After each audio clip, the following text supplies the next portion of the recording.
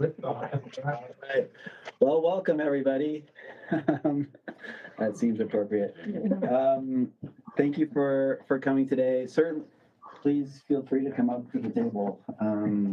We got a smaller room here, but let's use the table. Ben, if you want to. I know Jim's going to show up, so Okay. I'll save the seat. Oh.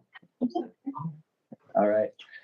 Well, good. Well, I know there's been a lot going on here in the last month, and we have quite a bit to cover here today with a number of issues, a number of presentations and things. So I want to get going here. And in terms of, I can just run through who we have here. We can just go around the room. Jeff DenBleyker with Jacobs. Phil Brown, Great Salt Lake Branch Room. Kyle Stone, Great Salt Lake Ecosystem Program, Division of Wildlife. Bill Johnson, University of Utah. Sorry. Andrew Ruppke, Utah Geological Survey. Ben Holcomb with Division of Water Quality. Tom Tripp, US Mag / Tooele County, I guess. Jennifer Biggs, Division of Forestry, Fire and Statements. Great. And then online, I see, hey guys. I see Craig Miller, Elliot Jagniecki, Jody Gardberg, Krishna Khatri, Mark Reynolds, and Joe Havasi just joined.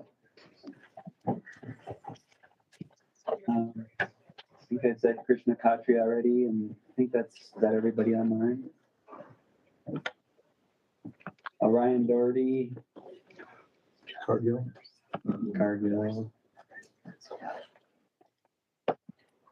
And then Jim Harris just walked in, and Ryan Rowland and Christine Rumsey. Got a full house. Great. Well, in terms of our agenda today, I wanted to just start out with just a brief time. I know a lot of you are out on the lake, and just wanted to, I guess, a quick update on current conditions in the lake. And then I have a couple of different topics here wanted to cover.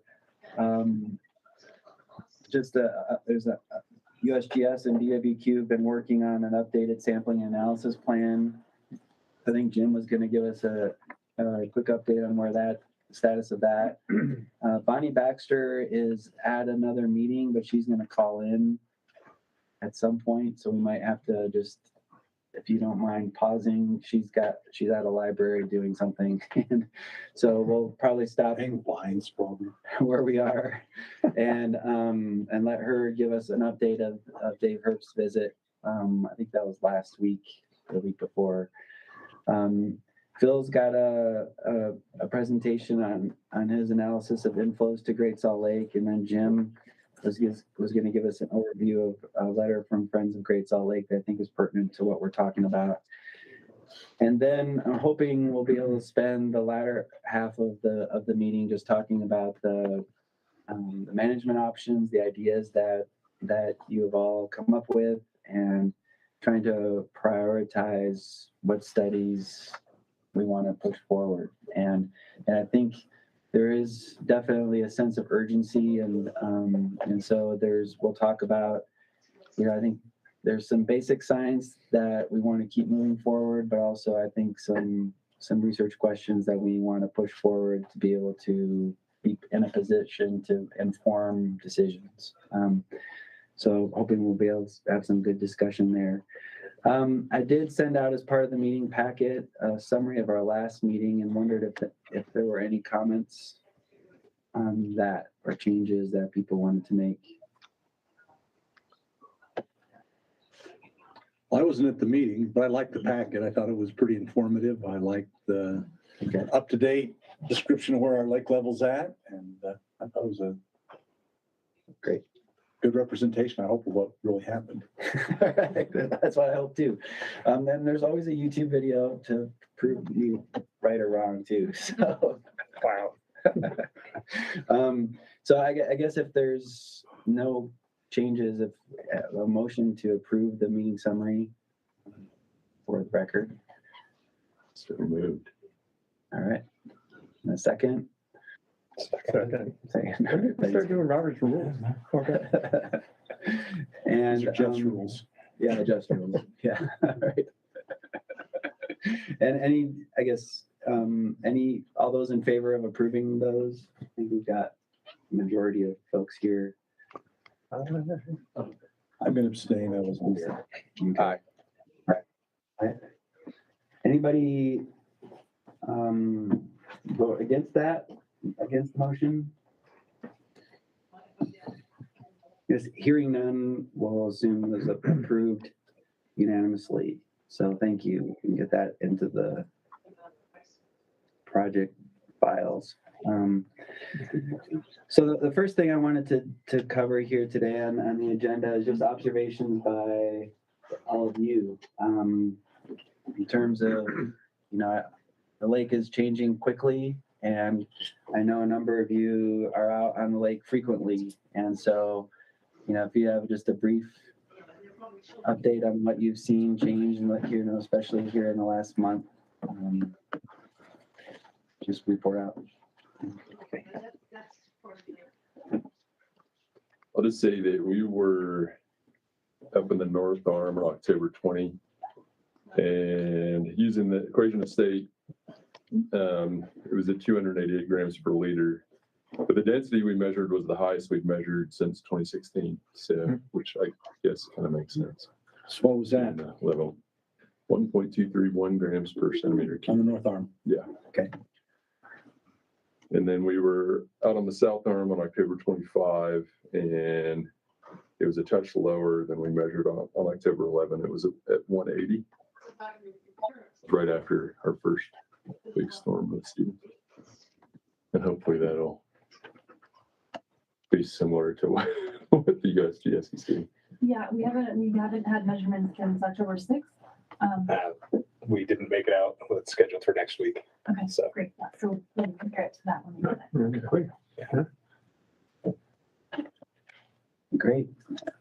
Any other observations of interest? Well, our inlet at our pump station on Stansbury Island is like 190 right now. But that's in grams per liter, kind of specific gravity measurements without the technical calculations.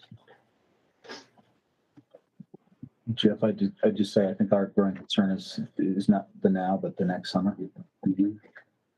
So maybe if you just project out, depending on, even with moderate inflows, we could still be in real trouble next summer.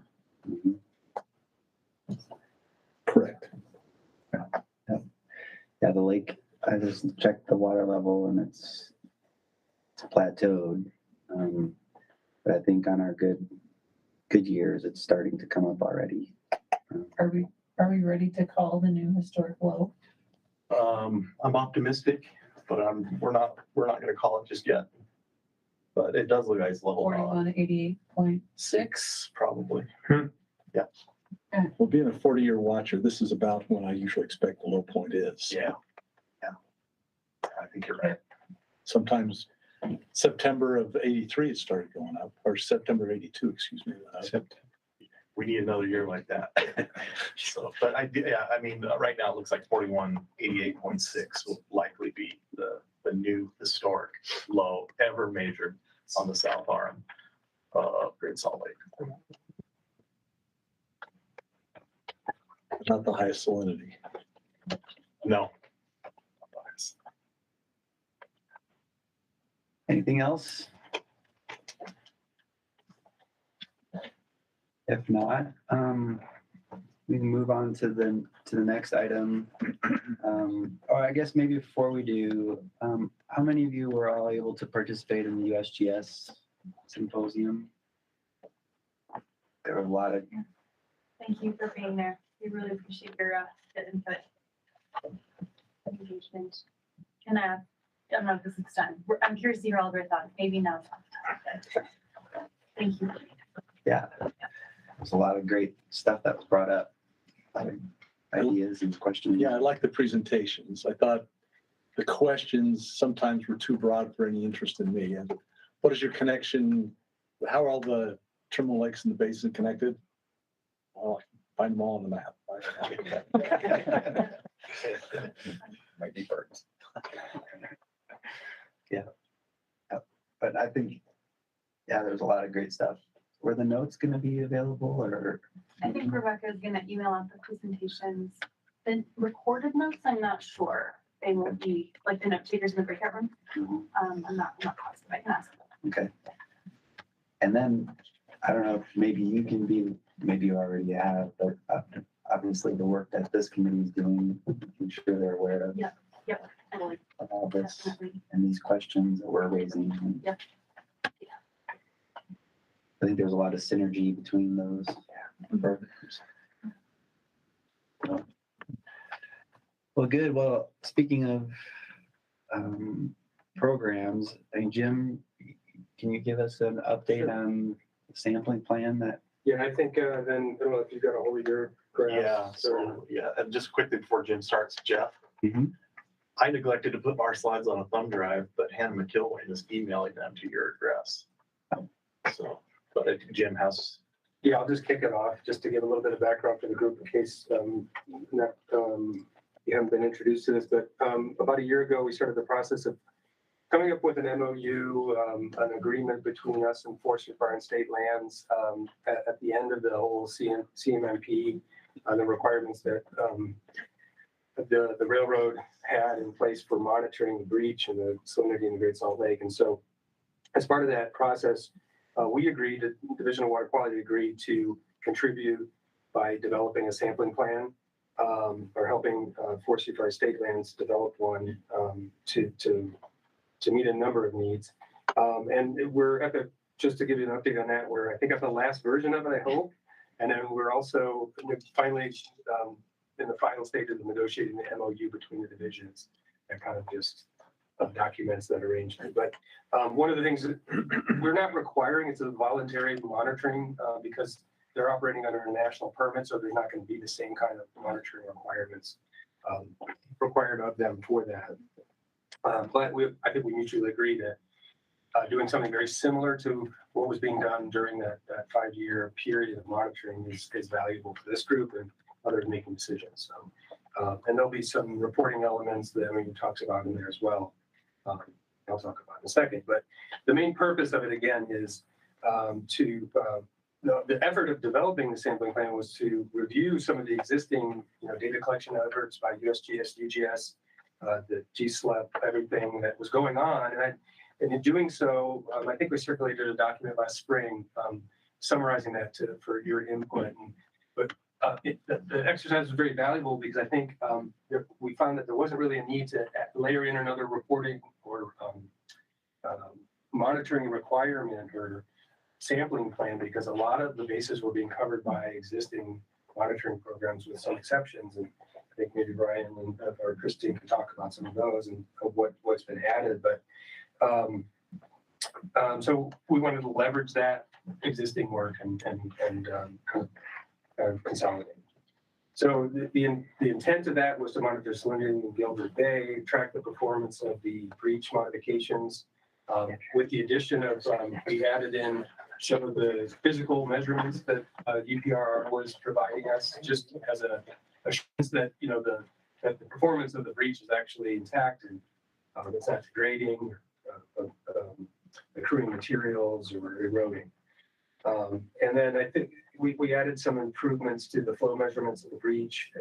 All of this information was to assist the Division of Forestry, Fire, State Lands to understand changes in salinity over time. And to assist this group, I largely is the guiding group for the state to make recommendations on future breach modifications and so forth. Support the modeling of the GSLIM and the breach modeling performed by USU as well. And so we added a couple, elements of reporting, quarterly reporting to the state and the SAC to review the data on a routine basis, and then an annual administrative letter that kind of summarizes the status of the data collection for the year. So that's kind of the high level discussion. Again, it wasn't intended to be like everything that could or should be done for the lake. It was to look at what would be a reasonable evaluation of salinity and the breach performance for ongoing management of that breach. And so obviously open to modification going forward, depending on recommendations from this group. Question about that, is that the twice yearly monitoring that you've been doing? Is that part of this? Is that the same sampling? So that's continuing. The selenium and mercury results from that, where are they accumulating? Is that available? Yes. Okay. Yes. They should be, I've been working with our, it's one of those odd data sets that we have not historically imported into our database, our publicly available database. Yeah. And we just started doing that. And so if it isn't live information as it comes in, it should be very shortly. So I can provide you information on that. Yeah, that'd be great. Yeah. That'd be great. Thank you. And then the nutrient and salinity data, that's available on USGS Inlist, the USGS Inlist website. Thank you. And then is that salinity, I think the hydro mapper, is that linked? Yes, yeah, the hydro, yeah. So, yeah, the Great Salt Lake Hydro Mapper, I don't know if you guys have had a chance to play around with it, but it's a very convenient way to just get your pulse. What are inflows looking like at our major gauges? What's the salinity? What's the lake elevation? It's right there at your fingertips. It's very easy information to get to. So please take advantage of that tool. So not to put you on the spot, Mhm. but you mentioned the hydromapper. One of the intentions of getting that into our database was to provide a future link to the hydromapper. And I don't know, I think that we're going to tackle that with a future iteration of that project. Yeah, we think of what the product we have out right now is phase one, and then we can build on this, in the future based on guidance from the various committees. So, yep, we've got our web development team. We feel like they did a good job for us on the hydromapper, and they're going to stick with us. So.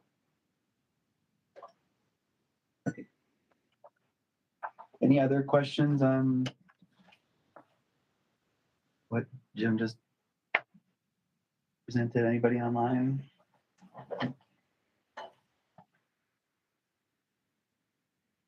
Guess not. I haven't seen an email yet, Brian. Well, it's in my inbox and Jeff DenBleyker at Jacobs. Might take a minute to get. Maybe we can move on. I mean, I'll double check with her, but it should be. I'll keep an eye out. Coming through soon. Maybe I'll forward this to you from my phone. Apologies for that. This is my fault. Oh no, that's all right. I'll keep an eye on my phone and see if it comes through. Let's see. I don't think Bonnie's on yet. Jim could do the weather discussion. Oh yeah. Jim, do you want to? Sure. Do you, should just, I'm not sure if your email's working. I don't know if I have a thumb drive for this. Are you? If you can, you have the link to the meeting. You can actually share your screen. Yeah, I can. Cool. What's his name? McIlwain? McIlwain. I was calling it wrong. Okay. Maybe I'm saying it wrong. No. It's all good, man. She was a student. They're a student, Yeah. yeah. So I just forwarded it to you, Jeff. Did it pop up yet? From my email account. Not yet. Oh, yeah. We got a great few slides for you guys. I promise. Okay. I never know what kind of filters we have, so hopefully.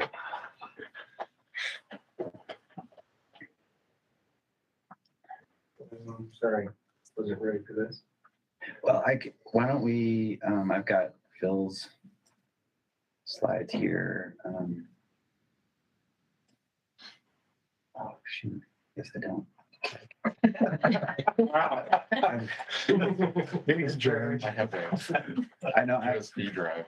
I have your email. Just a second. I thought, sure, I opened it up, so it was all queued up. And yes, I didn't. My apologies. I don't have any picture. I could actually just present this to you without slides. Okay, I mean, I don't really have any graphics. okay. Or I can be. So I'll do my best. I might kind of read verbatim off my screen though at times. Okay, so what I wanted to bring to the attention of this group,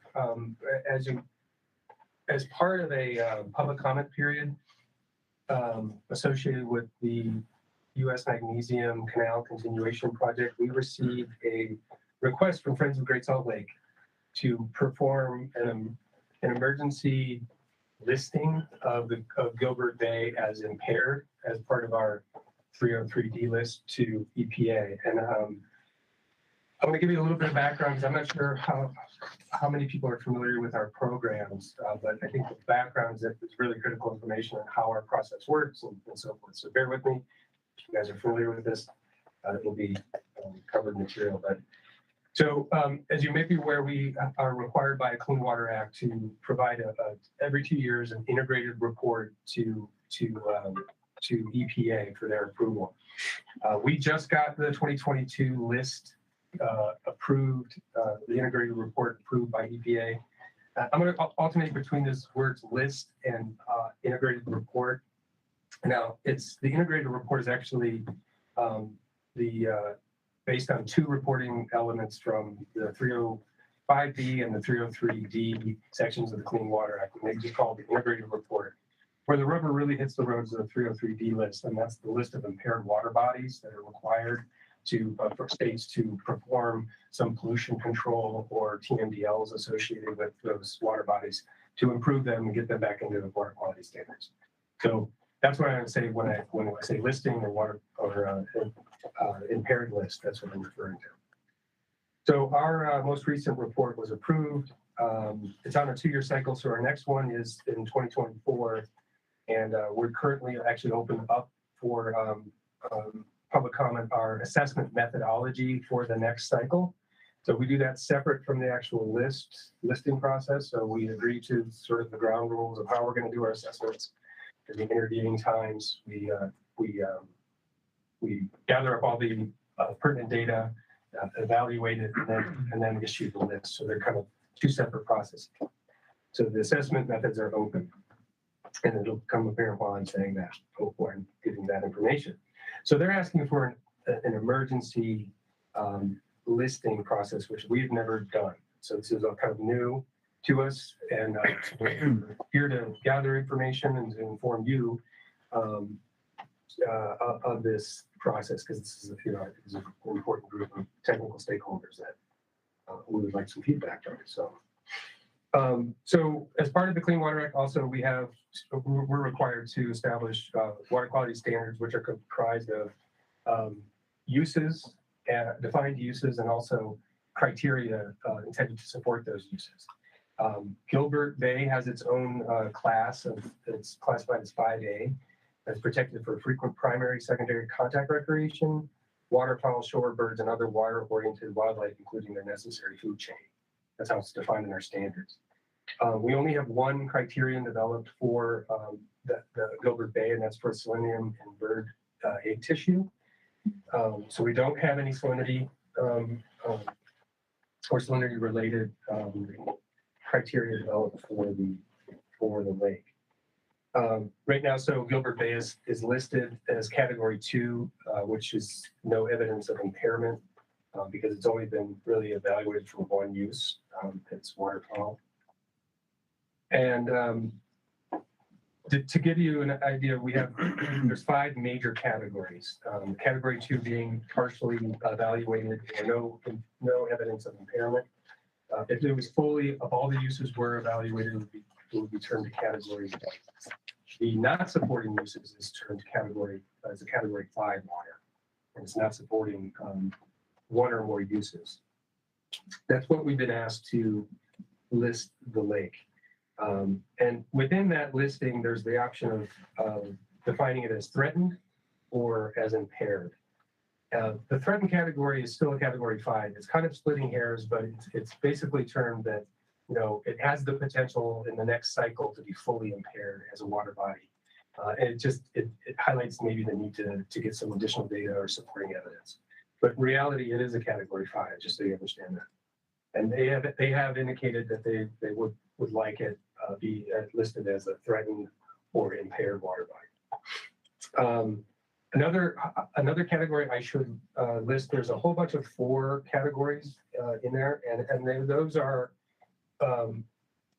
there for water bodies that have completed a TMDL, don't require a TMDL, or under some other sort of pollution abatement program that addresses the issues. And then there's one called 4C, which I want to highlight as a significant and potential option for the lake, in that it is a non-pollutant impairment, which in the case of Great Salt Lake, for instance, could be the significant cause of the high salinity is hydrologic modification. It is lowering lake levels, it is withdrawals in the watershed that are causing that salinity increase. And so that could be one of the categories that is arrived at in our list. So the methodology to get there, since we don't have criteria for the problem,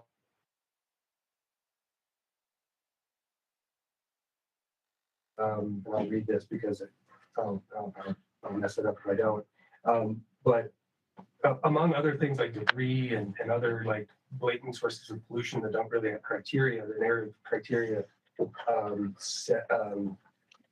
allows for conditions that result in concentrations or combinations of substances which produce undesirable physiological responses in the desirable resident fish or other aquatic life, or human health effects as determined by a bioassay or other tests performed in accordance with standard procedures, or determined by biological assessments. And it cites our rules. And so we do have a couple, to give you an example, what those biological assessments are. We have our HABS program is on that.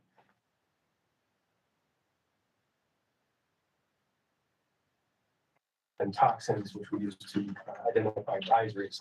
So that's one of them. The other is a macroinvertebrate modeling effort that we have that has thresholds that look at the biological condition of rivers and streams. And so there are examples of them in our books. So we see something analogous to that being used in this circumstance. And that analogy would, I think, largely some of the work that's been done here with the matrix that you developed for the salinity. Some of the evidence and the lines of evidence are cited in their letter to support this listing process. And so that could be a justification for listing of the lake based on this salinity. Stop me if you guys need any clarification if I'm not explaining this well enough. So as I mentioned, it's a 2-year cycle, but we do have one provision. We haven't done it yet. We haven't applied this, so we don't know what this looks like yet. Again, we're still scoping this. We can accept petitions for new listings in between cycles, but because this is quoting an emergency listing process, we do have one clause in our assessment methods that addresses this. And it states basically revisions may only be considered if failing to add our segment or to the list or delete a segment from the list before the next scheduled review, which is the next IR cycle, will result in a substantial hardship to the party or parties requesting the revisions. EWQ will take the potential revision under strong consideration, begin a dialogue with the interested party or parties and EPA if such hardship is shown. And the letter to us, the hardship evidence is, they're citing the collapse of the ecosystem as the potential as evidence of the hardship at this point. So we're again taking this into consideration, and we'll be consulting with EPA on how to proceed. Again, just to point out, it would only apply to that segment or water body, Gilbert Bay, that the petition is being made for. It doesn't reopen the entire integrated report for reevaluation. So we do have some other options, we can engage in this emergency assessment for the 2020 IR. Yeah, we're still kind of figuring out how all of this is going to look to us as a division. What are the mechanics of this? But we need to address this comment, right, in a timely fashion. We could also take a separate parallel process of method development and assessment, and depending on the timeline involved in that, could apply it backwards retroactively to the 2020 list or forward to the 2024 list. Or we can integrate listing methodologies that are proposed to us during the public comment period for the 2024 assessment. Those would be considered probably significant changes, and then would go back out to public review one more time so that the general public can, comment on any proposed changes made to that document. And then that would be integrated in the normal cycle of the 2024 IR. So those are initial kind of pathways that we've been discussing. And again, I don't have a conclusion slide. I think the evidence is that we don't have any foregone conclusions here. So I won't provide any conclusions, but just to say that we obviously value the input of this this group as a management and technical advisory resource, and are open to comments and questions. Well, I'm the obvious guy here. It's magnesium. It's a really complex kind of issue here. If you're removing both salt and water, how are you increasing the concentration of the salinity? So there's some there's some of that kind of aspect here. Well, and that's, I wanted to ask about, like, so you tied it to the proposal to extend the intake. Yeah. But why are those tied? I mean, same question as you basically, but I'm trying to understand why there's a connection between those two things. Right. And actually, that's why I only brought that up as an introduction. We're actually looking at them somewhat decoupled. Okay. Because one does not necessarily rely on the other, right? The request, we want to take seriously the request that the lake is impaired. Yeah. A lot of signs point to that, right? The collapse of the ecosystem, increasing salinity. That's not going to be any foregone conclusion on our part on the permitting issue. So we're kind of separating those two for the purpose of this conversation, especially. So well, that doesn't really answer a question, but the only reason they're relating is that it occurred during that public comment period. Yeah. Okay. For that continuation. Okay. Yeah. And we certainly want to go forward and look at it objectively and technically, because I think that's always a fair process. Yeah. As far as the canal goes, the mineral extraction needs to have input. We've been very careful not to take more than we need. And frankly, if we need to, we don't need to get a permit. We just have to change how we do the excavation. So if that were the only issue, not getting a permit, that doesn't really change what mineral extraction could choose to do. We'll be discussing that with, I'm sure, all of the parties are in our meeting next week. So I just, I think if you use your standards, it'll be an interesting situation. It's a non-pollution type impairment. Right. And at what point did it become impaired? I think we heard from Great Salt Lake is already suffering some brine shrimp damage. They're just not as healthy as they used to be. On the other hand, at this lake elevation 63, the lake was saturated and there probably were few or no brine shrimp left. So we've created an artificial lake here, and we just need to find our way to what we want it to be. It's not like we're imposing on a natural situation anymore. We're in a situation where we've constructively and perhaps positively changed the nature of the lake. So we have a hypersaturated part and a non-saturated part. And what the best optimum is, I think that's what we've been debating here. And in the past, we've always, in our management plan, described the optimum level by lake level. And now it's clear that the new vocabulary has got to be based on salinity.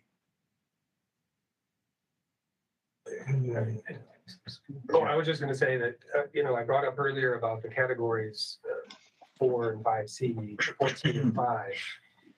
Category 5 requires us to do a TMDL for the lake. I know the acronym. It's a total maximum daily load. So essentially what it does is it says, you go out in the watershed and you find the sources of the pollutants of concern. And that's a problematic, I think, exercise given in this case, right? And,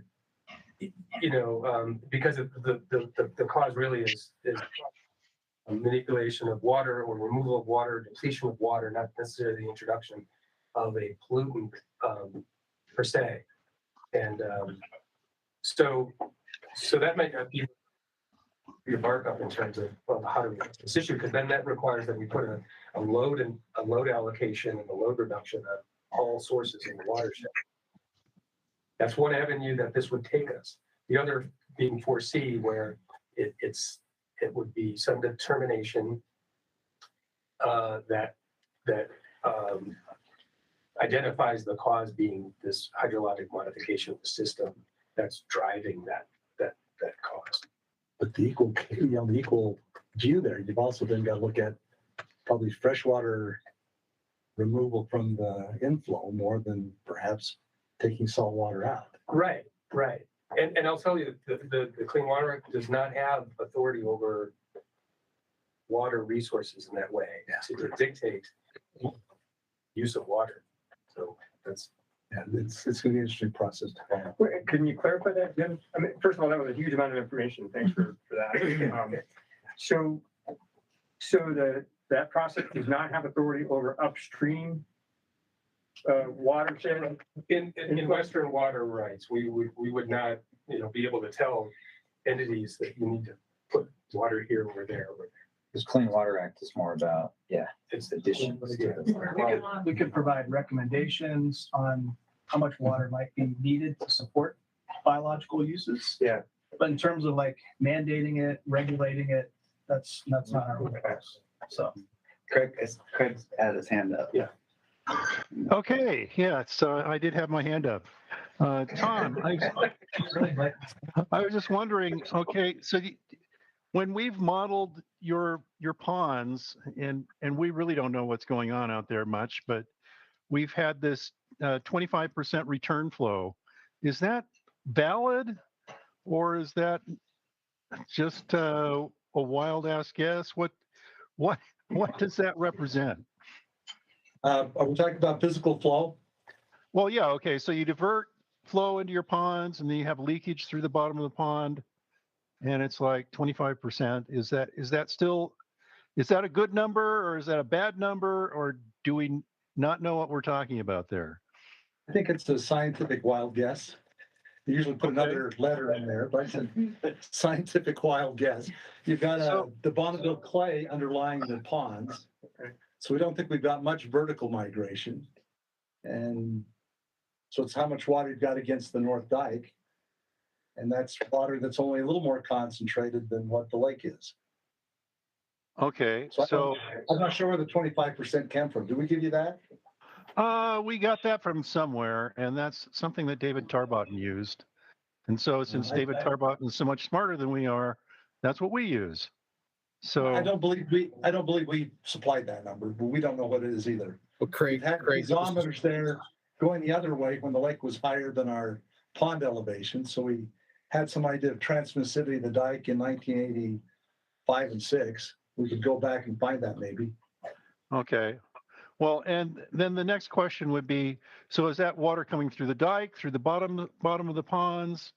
And you're claiming it's just coming through the dike and it's not much more concentrated than the water in the lake?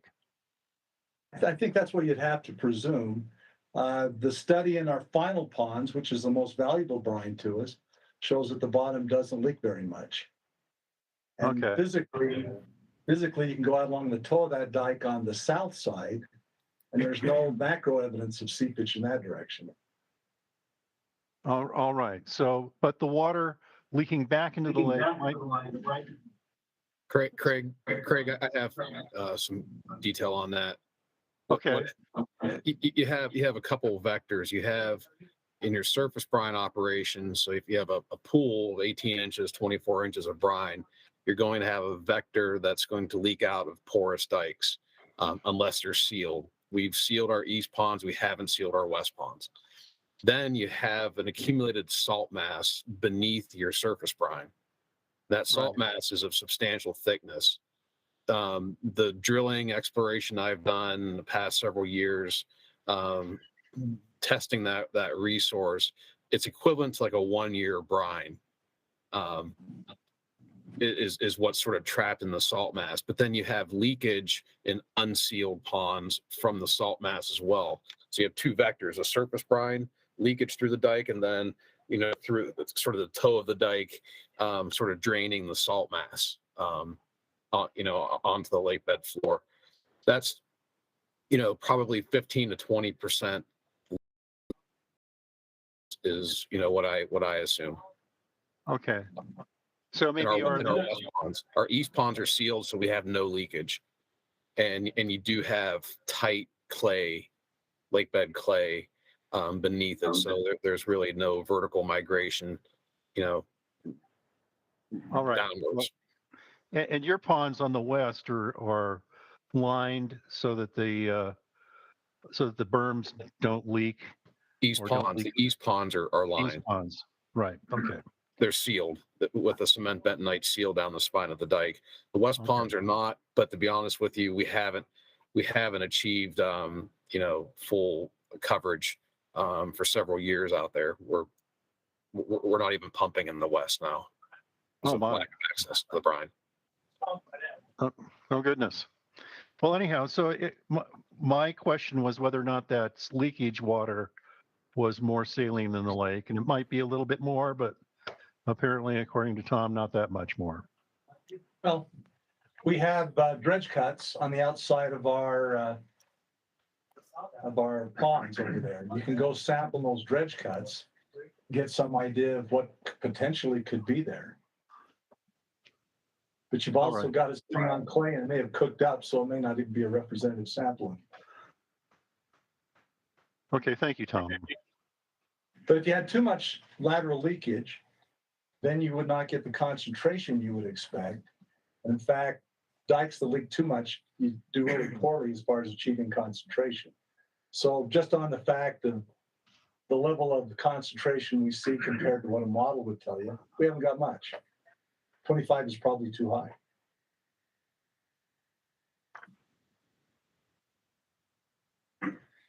Ben. Okay, back to our agenda item. That's what triggered us to consider this, but the proposal has, merit on its own, and that's what we're discussing is the assessment of Gilbert Bay for its beneficial uses. So what we're here for is to see if there's interest in this group, if you have data, if you have compelling evidence that we could use to line things up. For example, is salinity, has it been above a certain threshold for a certain amount of time?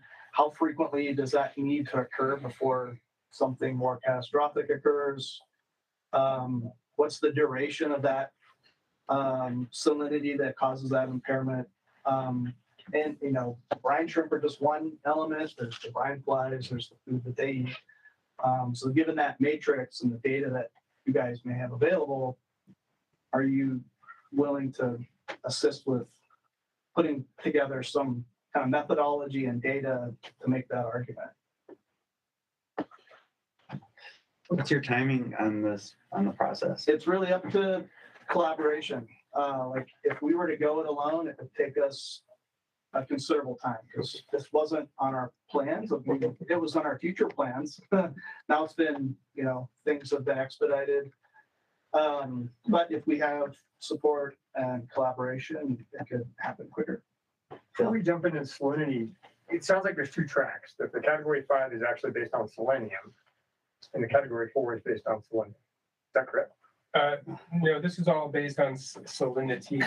The selenium is I only brought that up is that's the only existing criterion. There's no water standards that we have. We have no water standards to support a listing. To compare against. But that doesn't preclude us from using other lines of evidence. Right, because our narrative standards give us another avenue for us to interpret existing data and come up with assessment methods that could promote Like the an salinity evaluation. matrix. But there is, from the selenium project, there is a spreadsheet that relates aqueous concentrations, brine concentrations of selenium to concentrations in bird eggs. Right? Yeah, that's a fully developed standard. Whereas So that in could be absence of that- utilized as a potential line for impairment, right? If selenium concentrations rose to sufficient. Right. Yeah. But I think the petition or this letter request is focused on the salinity of the lake, not selenium. Yeah, but the only reason I'll shut up about that in a second, but the fact is there's reasons to think that the selenium concentration is actually rising faster than the salinity. Because of certain mechanisms of removal being shut down as the lake reduces. That's why I'm curious to look at the data. Yeah. So, Yeah, by our assessment methods, that would need to be, because we only have it for the egg tissue, would need to be using that criteria. yeah, but if we do have that relationship through the spreadsheet between water concentrations and what it would be in the egg, so some substantiation can be done there. So I'd be curious to look at the water concentration. Egg laying season's starts in April. Right. So, yeah, our latest egg tissue concentrations weren't close. They weren't close. So, And what were those? been a few years. Yeah. Still like to look at this. So to be clear, did the petition, are they saying 4 or 5? Did they Chinese menu? They don't bring up the category 4 issue. That's something that is another alternative in the listing process. They don't- They're requesting either threatened or impaired category, which would both be a category 5. There's You could say no effective. parallel, take all those brine shrimp out of there, you can break the food chain for the ducks. So I guess if you go down this path, is that because if there's a lot of assumptions here, but assuming that the salinity is rising because of hydrologic modification, does a listing then provide like a red flag? Is that basically the instrument? It's just it's impaired and that's where it stops? We haven't explored all of that. Yeah. Okay. Yeah, we're trying to just Yeah. understand the next steps, right? Yeah. But yeah, I've been trying to rack my brain about what would that mean down the line? And when did it become impaired? And what are the ramifications of that? Given that there's very little you can do with this assessment program to address hydrologic modification of the system like this. That said, it is another red flag to say, look, by even water quality standards, by the biological assessment program standards, this could be viewed as another line of evidence that the lake is, has significant issues that need to be addressed. So yeah, it would be a message for sure. I just point out with regard to your question, I think we'll need to discuss internally, but we have our own data, then there's just sort of literature data from other systems that sort of informs this question. Brian Flies, it's really that fellow that's been out recently, I think, from California, that is kind of the expert on those guys. And then BioArms, I don't know if there's anybody better than Bonnie. Yeah. But some of this is uncharted waters. It is. Jody, your hand up?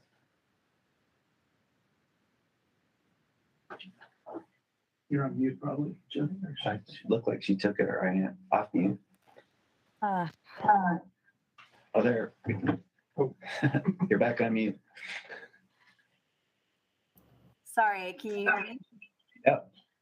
I was wondering if brine shrimp or brine flies are more sensitive to increasing salinities as far as population decline. Boss said shrimp were more than blind flies, but they're both.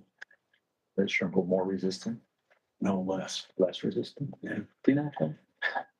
Yeah, I think in literature, brine flies tend to be a bit more resistant to high salinities, but they're facing the dual challenge of salinity and habitat loss as the microbialites are being desiccated. So they're getting hit on both sides of that, whereas the Artemia, being open water, can follow the water as it goes down, and the Hydra don't have that option.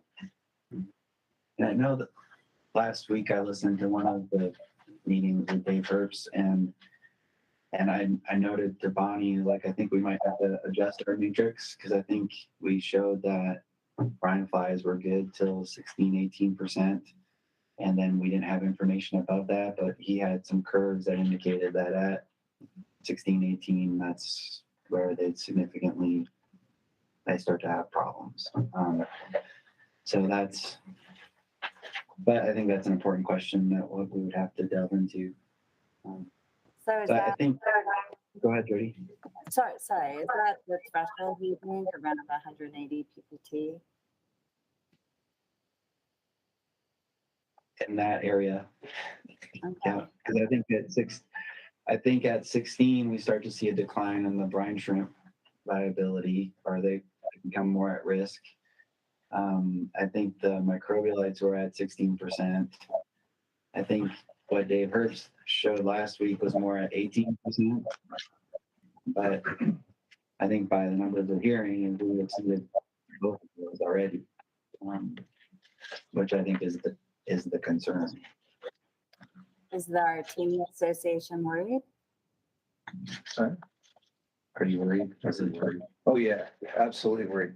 And I'm not sure we know in this system exactly, well, you probably exactly what that upper limit is. We know from other systems that have hit, say, 21. It's effectively gone in terms of a functioning.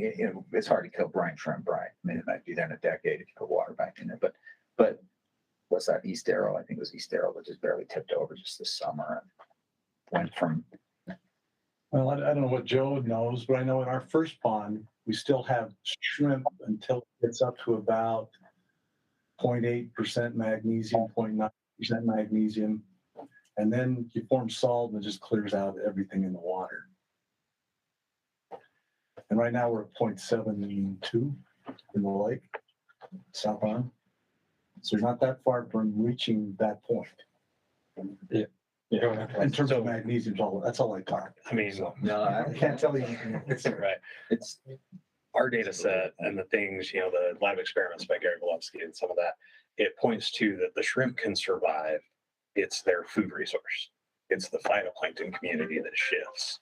And that's what causes the brine shrimp collapse. If you have a functioning food source for the brine shrimp, you'll likely see them in the higher concentrations. And so it may be that we're just not looking at the phytoplankton communities and that shift. So we got to get the dust from the hay cubing and throw it in the field. So it could be a couple of different things. And you mentioned, the microbialites. Phil? Well, and we're seeing what looks like some evidence in our field data this year of some salinity stress. The shrimp were, subjectively not performing very well in the middle of the summer compared to prior years. They have food resources, but the reproduction was low. Reproductive output was quite low for what we'd expect. And it improved noticeably when the temperatures dropped. Salinities didn't change, temperatures dropped. And our working hypothesis is that the toxicity of a lot of substances increases with temperature. And so if you're at a point where the salinity is too high for them to do well at a warm temperature, when it lowers, you might get a positive response, which suggests you're bumping up against a threshold there at some point. And so, the question about concern, yeah, we are concerned about what next year might bring. And you have different life stages you have to keep in mind as well, because this is for a mature population for the year that is already around. In spring, if they're trying to hatch at 19% salinity, that's problematic. Very much so. Mm-hmm. Okay, well, we've got a number of other things, but in terms of next steps for you, I guess what would be most helpful for water quality, the division, is that, are you in data accumulation stages? Sure, we could set up another follow-up meeting with separate entities to discuss what data they have available. We can brainstorm some ideas for methodology, go from there. Okay. I mean, maybe if you were able to contact the different entities and get their information and then maybe we could have a separate, I mean, you could have a separate meeting. It doesn't have to be the Salinity Advisory Committee, or we could focus one of these meetings on that topic. Right. Like just to be able to answer those questions. Yeah, I mean, it's a much larger discussion than Right. answer stuff. Yeah. But I just thought that would be a good opportunity for us to introduce you to this topic. 'Cause it's going to come up again and to respond to Okay. comments and reasonable time. Great. Well, Bonnie, are you on? Got your text.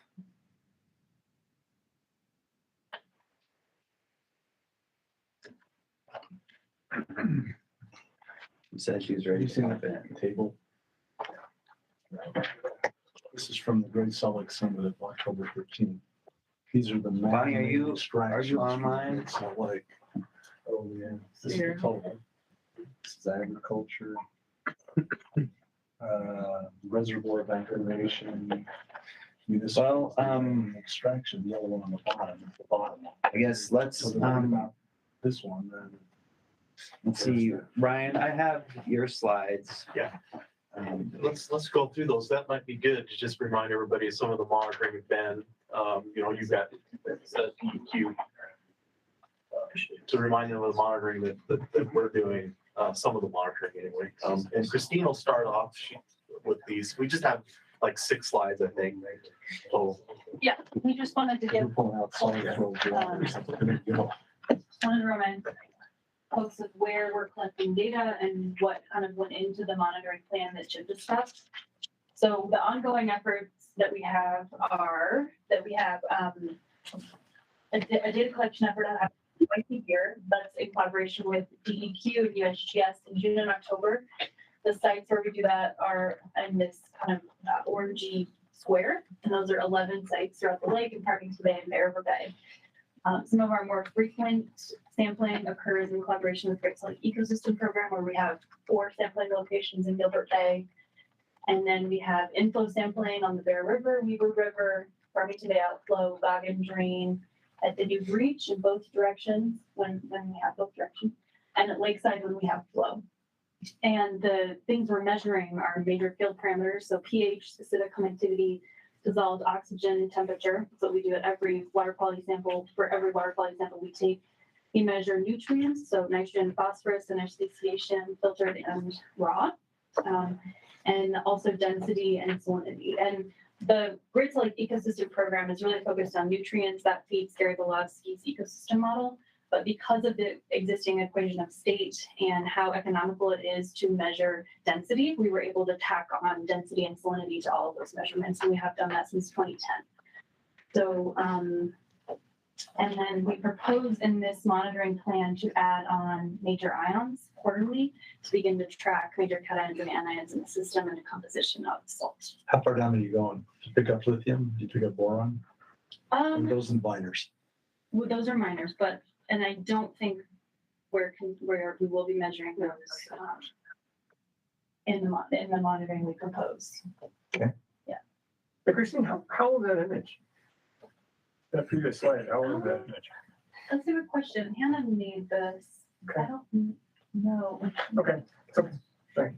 Well, it's relatively recent. You got a dry land between Stansbury Island and Carrington. And that's been the last 4 or 5.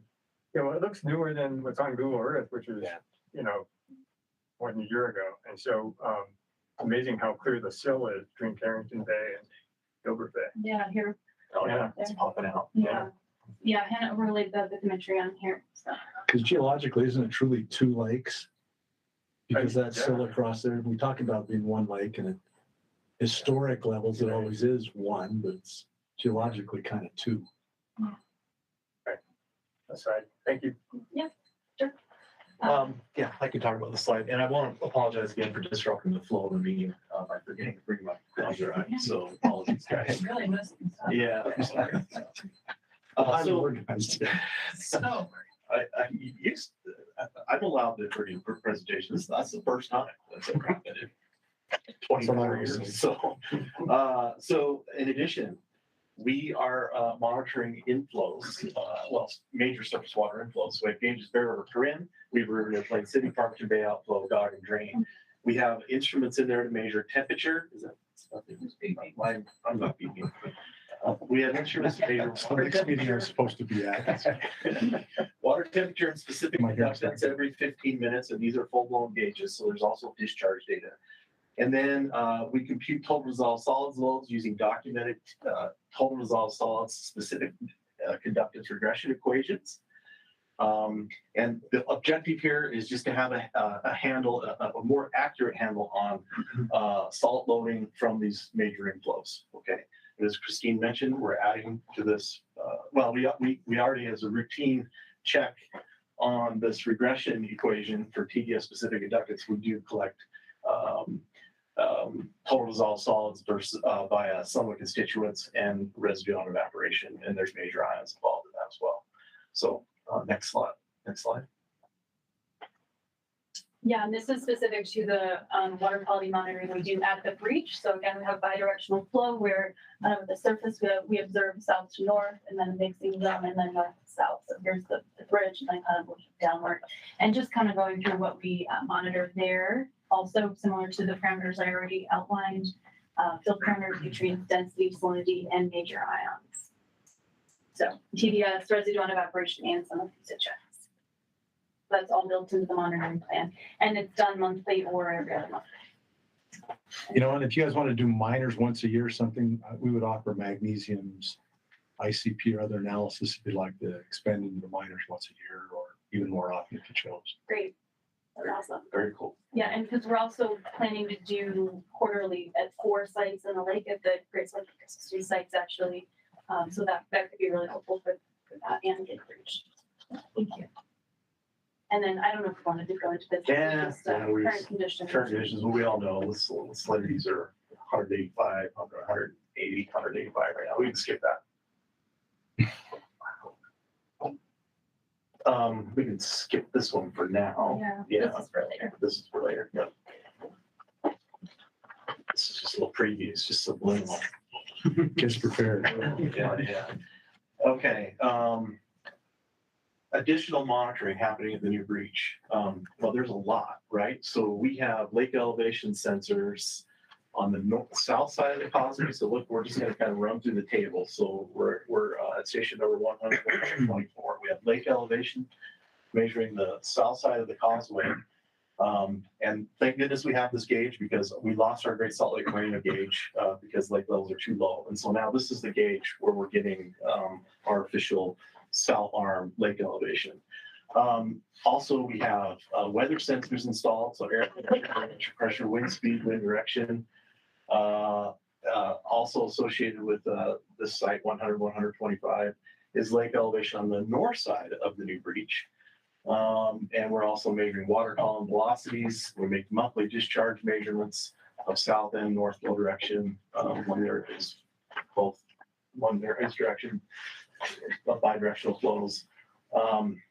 So that's station number 100, 125, and the right column is the URL. Just to make the point that data are available now, and it's updated basically as soon as we get the data. So the data are there now.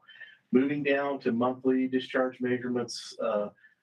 So the 100, 125 station is specific to south to north discharge, and we also have the weather there. The 100, 126 site is specific to our calculation of north-south discharge. And then finally, we have station 100, 127, where we have the lake elevation data for the north side of the causeway. So separate station numbers for the elevation data of north and south arms. The data are there now. The data are actively used for continued development of the computational fluid dynamics model and the artificial neural network models that Utah State University is working on. Are there any questions on that? That's great. I don't know. One more, next slide. In addition to the kind of the sensor measurements, we're going to monitor the bathymetry, the integrity of the channel at the new breach. And this is kind of picking up on what HDR was doing for the railroad causeway, and management of this was all on the railroad side with the railroad. Now that it's not, we're going to pick up some of this monitoring. So the figure on the left is from an HDR report, and they monitored routinely 8 cross sections. Those are the horizontal lines that have labels on the left. 1 plus 50 north is the top one. There's one towards the bottom, 1 plus 50 south. So these are cross sections that they monitor, and there's 8 of them. We're going to monitor those twice a year, just like HDR did. And then what we'd like to do on an annual basis is a detailed bathymetric survey of the breach, or the new channel, or the new breach channel, as well as extend out north and south of the causeway a bit, just to provide some higher resolution of the bathymetry. Just do this on an annual basis. Just kind of watch things, see how things perform. It'll give us more detail than just cross sections. Okay, so that's our plan for new breach bathymetry. And I think that's it. Yeah. Okay, thanks. Any questions? Yeah. Ben? Did you have enough time between the 2 stations to get some calibration in terms of your old station that's offline now to your new one? Oh yeah, so they're all tied into the same. They're both on the North American vertical datum of 1929 or 27, and we do stationary. We have reference point.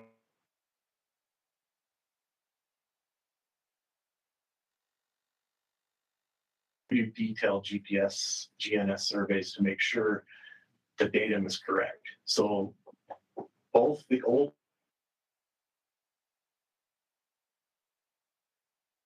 and the exact same datum.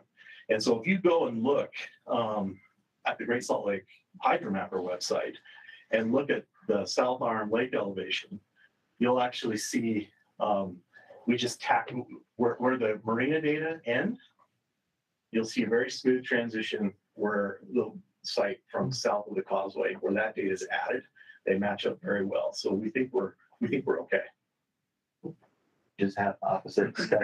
Just so the sesh. Good point. Thank you, Jeff. The seshes are going to be completely opposite. Great. Well, thank you, Ryan and Christine. We've got Bonnie is online. Thank you for joining. And Bonnie, we were just talking about Jim went through a request that Friends of Great Salt Lake made to look at listing an emergency listing of impairment for Great Salt Lake. And we were talking about wanting to identify what data we have, that would describe the change in the ecology of the lake. So I think what you're going to talk about with Dave Herbst's visit last week is very pertinent. So thanks for joining. Yeah, thanks for having us.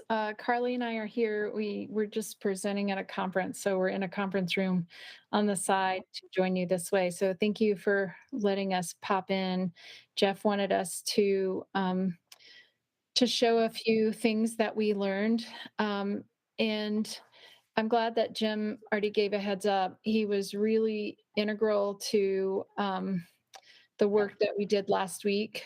Can everyone see our slide? Yeah? Yes. Yep. Okay, good. We can no longer see you. But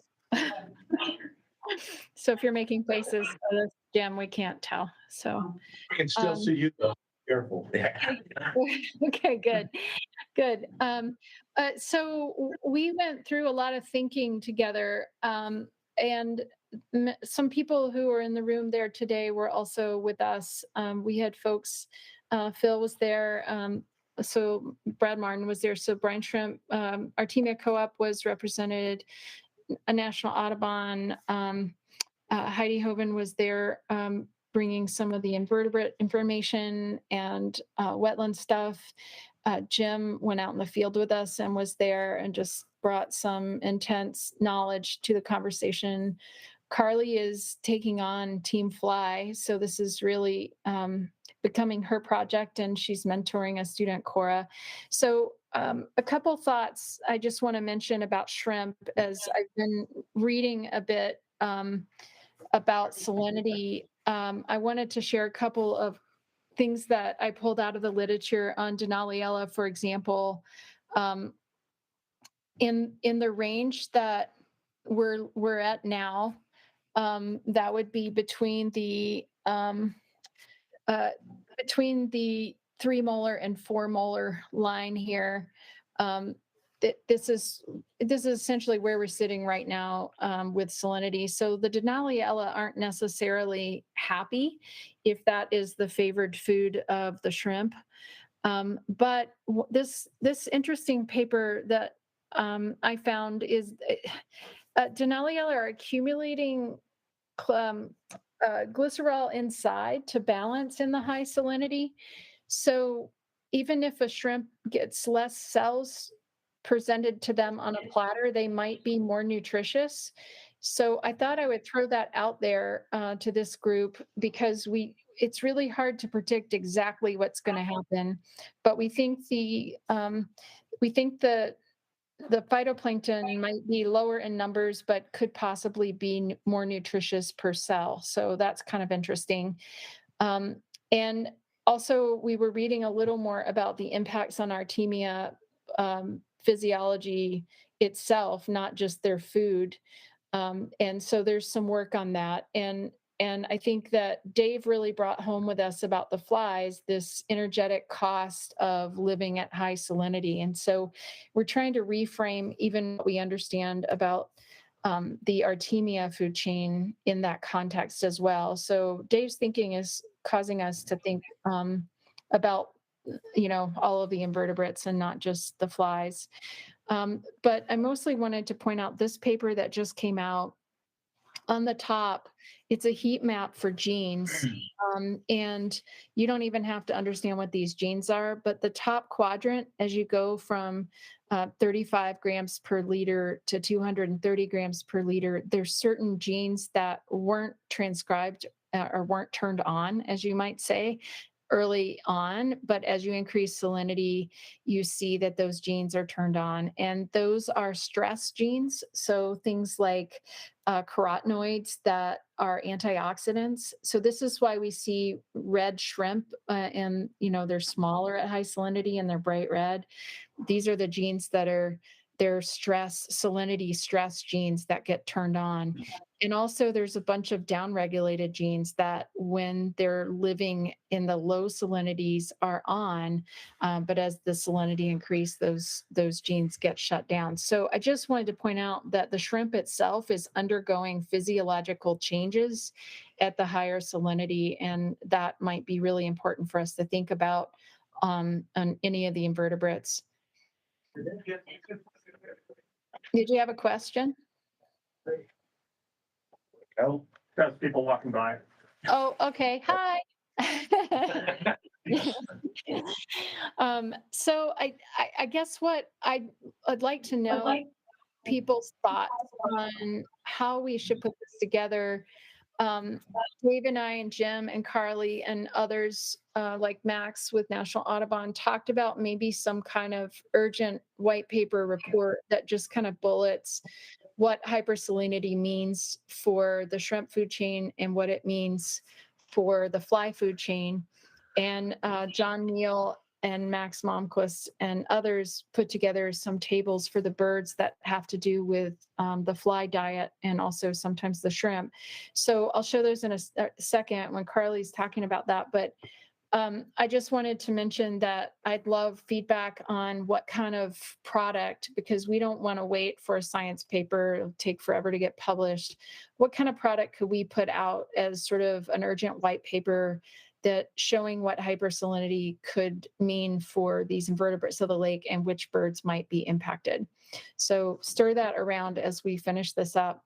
So basically the algae are slowing in their growth, but they might increase in glycerol production. So the artemia then might eat more nutritious food per cell. And also we expect them to experience some shift in their physiology. And people with the shrimp, of course, are pointing to the grebes. And anyway, this is out of my my ball of wax, but I'll pass that on to say that we need to think about which birds are going to be impacted. So if we look at the microbialites, they're really, as you know, under threat of both desiccation and hypersalinity. And this is work that we published in Ecology with Eric Boyd's group up in Montana. And so the optimum in our experiments, and we were measuring DNA as a normalizer for biomass and also chlorophyll. So 10% salinity was optimal, and above 20% was restrictive. So we started having actually negative numbers compared to the norm. And the norm at that time, the lake was around 15%. So we put that in the center. And so where we are right now is right about here. So we don't have a measurement for 19%, but you can guess it's probably pretty close to 20. So the microbialites, even if they're in the water, are likely struggling. This is a microcosm experiment that we did. So I'm going to turn it over to where the flies meet the microbialites now, to Carly. Team Fly. Team Fly. Yeah, so we have been looking at the flies as the microbialites are changing and the desiccation. And so, yeah, so I'll talk about when last week when Dave Herbst came out, and I want to say maybe a week before or 2 weeks before, we went out to Antelope Island to go collect some fly samples, and we didn't find really anything. So we wanted his help to learn his expertise of what we can do, but also he talked to us a lot about what he has seen in California and the studies that he has done, which I'll show some of those figures. But like one of the first things he said was that the flies are surviving, not thriving. So that's kind of been our mantra through this whole thing. And just going out there and seeing them, there was low population numbers and small body size of the pupa in adults. And so this really fit with things that he has seen in the past. So we want to see if it would match up with what we're finding. So we have the brine fly life cycle. The eggs get laid, then they turn into the larvae, which are on the bottom, and the bottom is like between the different microbialite mounds. And then they attach onto the microbialite when they turn into a pupa, which will then hatch through the air bubble, which floats them to the surface, which Bonnie and I can't get over that they're in the air bubble. Yeah, I just so, but it matters because the different species of birds will feed on different stages of the brine fly. And we got to take some of the microscopy pictures, and this was one of the larvae. That was so cool. And those were like, I don't know what were they called? Some kind of trachea? Trachea tube, but it like turned into, I don't know. I need to get my facts straight before I tell you all what these things are, but it was just pretty unreal. Yeah, we learned a lot. But yeah, so we have the picture of the larva, and then their pupal casing. Is that just? And each. One thing. Remember, is someone asking a question, or are we just I hearing think it's our voices? our voices. Okay. There were no questions. Okay. There was this distance that he talked to you about measuring. Yeah, and so right now, Cora, who's on Team Fly, has set up in the lab experiment with different salinities to measure the size of the pupal casings. And so this is the I can't remember the name of the measurement, but the body size width, I think, is what we're measuring to see like how healthy, and then that can potentially determine if it's actually going to emerge, or like if the adult fly is going to hatch, depending on that body size. Anything you want to say about these? No. Cool. So going into Dave's work, he did a presentation for us, and thinking about the increased salinity, it then will reduce the algal growth rates and the food quality. And so he saw reduced rates of larval survival and development, smaller size of pupa in adults, and then reduced success of reproduction. And so just by like observation, this is what we're seeing with the flies. And so we want to kind of connect the work that he's done and with some future work that we're hoping to do. And he had this opportunity where there were these salt ponds that were from the waste of the solar evaporation. No, they were the solar evaporation ponds that were like the waste of, what was it called? The solar facility. Yeah, it was just salt ponds from like I can't remember. I wrote it down. Well, Joe's on here. He might know where they were, because I'm not sure where they were, but they were just solar evaporation ponds. And because there were different ponds along the evaporative route for the water, there were some low salinity ones and some higher salinity ones. Yeah. And so the medium was like what we want it to be, in the high salinity is what the lake is looking at now. And so this one was the mass of the Ephydrogacillus is the brine fly that we have here. And he did a lot of work with the alkaline fly. But in these ponds, this is the high salinity. And so just way less in all of the stages than medium. And you have numbers on what that salinity is on the next slide, I think. Is it? Because it said, I think it was like 17 was the high one. Yeah, I think it's Yeah. down here Oh, at no, the it's down bottom. here. Yeah. Yeah. Mhm. So ponds that were in that range, that's what he found, Mhm. right? And so this is basically just showing in graph form what he was finding. So again, medium was like the good, and then this high one is actually what we're finding now. Yeah. And then thinking about so they might get to the pupal stage, but as far as how many of the adult flies emerged, this is in that medium ideal salinity, and then the high salinity, there was a lot less that emerged. So even if they get to, the larva turns into the pupa, they still might not actually be viable as an adult.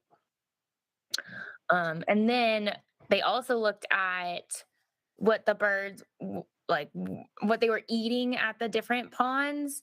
And so capture rate and their consumption rate were a lot lower at the high salinity as well. So kind of plays into what people are seeing with the different birds too.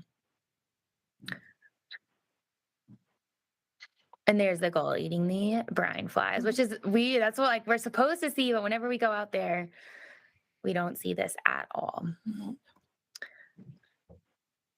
you want to talk about this one? Oh yeah. So Max put together some folks at National Audubon with him put together these species profile sheets. He just sent these. So we were just kind of summarizing what the impacts of this hypersalinity was for these different parts of this food chain. And so thinking about the microbialite right there in the marginal zones, so they're vulnerable to that water loss, and reduce the net productivity. And because that's where the brine flies both feed on when they're in their larva stage, and where they will attach their pupa to, they need those microbialites to pupate. So it makes it so their habitat is lower. And also with the higher salinity, their reproductive physiology is changing. And so we don't really know how this affects the birds yet. And so that's kind of what we're trying to figure out, as with the small flies are, if it would be less nutritious and what that looks like for the different species. And Jem sent me to a paper by Mike Conover's group that looked at the caloric content of both flies and shrimp. So these have been measured in the lake before. So if we do like biochemistry on the flies, and determine, the fat content and the caloric nature per fly, we actually could compare that to something that's in the literature. So that's good that we have that baseline data from before. So we were just looking at our notes and some of the take homes, and I might be missing some of these. Do you want to say your flies? Yeah, so we see a big threat to the flies with both habitat loss and the increased salinity. And again, that kind of mantra that we've been going off is they're surviving but not thriving. And But so, habitat loss, I just want to yeah, butt in because that has to do with the fact that they can't pupate without the microbial. Yeah. So that's a problem. Anyway, go ahead. yes. Yeah. Yeah, they can buzz around anywhere, but it's more the pupa. And then adults that are low in number and small in size, and the impacts in their reproductive physiology at high salinity, so that cost of osmoregulation. The pupa may be small, but we'll do the comparative measurements with old samples that were collected. What year was it? I think that was 5 years ago. 5 years ago, yeah. And then I kind of mentioned the terrarium study that Cora is starting. And so looking at the pupil size and also the emerging rate of adults from their pupa. So in that contained environment, we can see how many actually have made it all the way through their life cycle. And then we also are going to start a monitoring study using cement blocks to replicate the kind of like a microbialite, but make it a lot easier to collect and just standardized it. And so hoping to put that together soon to put it out in the spring. And we also want to add a piece about this brine fly monitoring to the shorebird surveys that just started in the fall. So add that as a piece to that study. And we already said that about yeah. substrate. Yeah. That's it. Yeah, and I think the birds we mentioned, so we can ignore that. One of the points that we didn't write on here that I just thought of is because Dave has studied Mona Lake and Lake Bear and even little salt ponds along the back of the Sierra Nevadas. He thinks a lot about just little pools, little salty pools, and he thinks that these groundwater seeps around the lake might preserve the flies. He called them refugia, that the flies could, out at the preserve or along the shores of the lake, maybe cycle in these ponds. And then if the lake water, if we were able to get more water, then the flies are there and they can recolonize the lake. So, of course, this depends a bit on the microbialites and how long they can be at high salinity, so or dried. So we will see. But I think that's kind of an interesting an aside that we probably should put on here. Refugia. And that's all. Except Halloween happened and Carly was a fly, so I had to point that out. Our students didn't. Yeah. I think Tom had a question. Question for Carly, probably. How many years is the life cycle? Is this a 1-year life cycle on a brine fly, or is it longer than that? So in like throughout the year, it might go through a few times that the actual fly, the adult will live for just a couple of days, but the larva, I want to say Well, Jim taught me that they overwinter and they spend most of their time as a larva. Yeah, so the larva will just stay not dormant, but like they won't be doing really much at the bottom. And then once it starts heating up, like it'll, probably from like May-ish to kind of now, even though now it's too cold, but they'll go through it probably at least like 2 or 3 times. This is a metallurgical engineer talking, so I'm not that good. But I know I was out there with John Luft and one of the other guys, and they were looking at the diet of golden eyes in January, which was almost all brine fly larvae. In the course of collecting them, they identified like 7 instar stages of the larva. That all happens in 1 year. or in a month in the summer, or do they do more than one generation a year? Well, they've talked about 3 instars. Did he say 7? I don't know how many. Yeah, I don't know how many they do. He kept talking about 3 instars, but I don't know. I don't know. That's a good question. I'm really not certain about that. Do you know? You're talking about here, so. No, I want to say like in the warmer months, like it's like weeks that the larvae are living, but the ones that like if they're a larva and then it turns cold, they're just going to not pupate. So Right. it could be like up to a year-ish. Also, there's always a mixed collection of larva sizes. Yeah. So I don't know if they get bigger during the winter, but just don't pupate or what. But in the summer, we were finding like all different sizes all at one time. So it's a really good question, Tom. I don't really have a good picture in my head about that. Well, I think what you're just talking about is very, certainly pertinent to what Jim and Ben were talking about with the potential impairment of the lake. Mm-hmm. So it sounds like, a white paper or report is exactly what you're looking for, right, Ben? Summarizing the data, describing the effects of salinity on the food chain.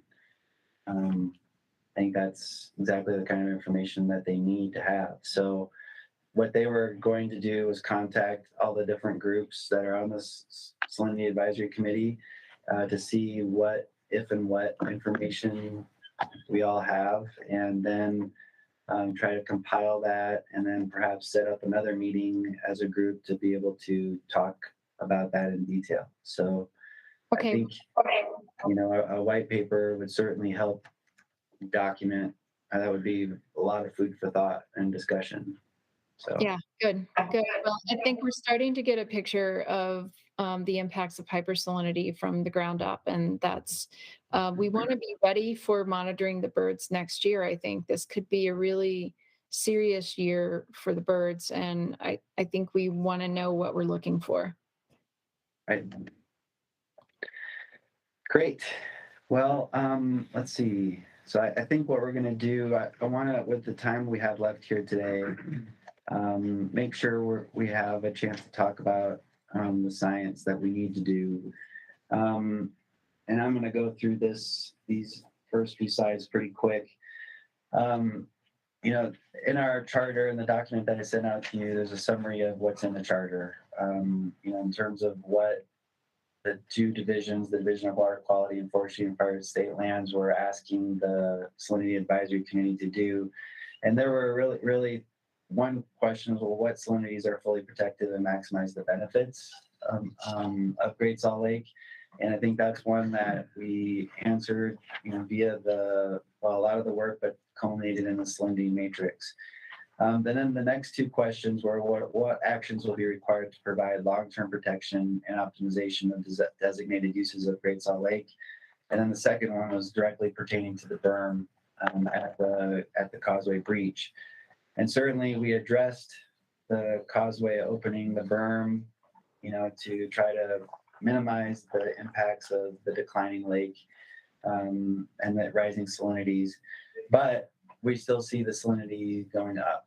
And so I think that second question there in terms of the causeway opening is probably couched now in terms of, well, what actions are required to provide long-term protection? And so at our last meeting, I asked you all to provide me input on, well, what additional measures could be considered to manage the salinities of, within the lake. And so thank you all for your ideas. Obviously more water. But aside from that, in terms of what we can talk about is, there's really one primary category was restricting or eliminating flow from bodies receiving inflows to bodies not receiving inflow. Or another way, as a quote, was create a lake within the lake to preserve critical ecology at low lake levels. And what that does is it really has the potential of stabilizing water levels with less inflow because we have a reduction in evaporative area. But it's not so simple either. The other idea here was, is there a way to coordinate withdrawals by the mineral extraction where there could be a reduction in withdrawals. And that certainly comes with a cost, I'm sure, and a lot of coordination between the different mineral extraction industries to just see, well, what can be done.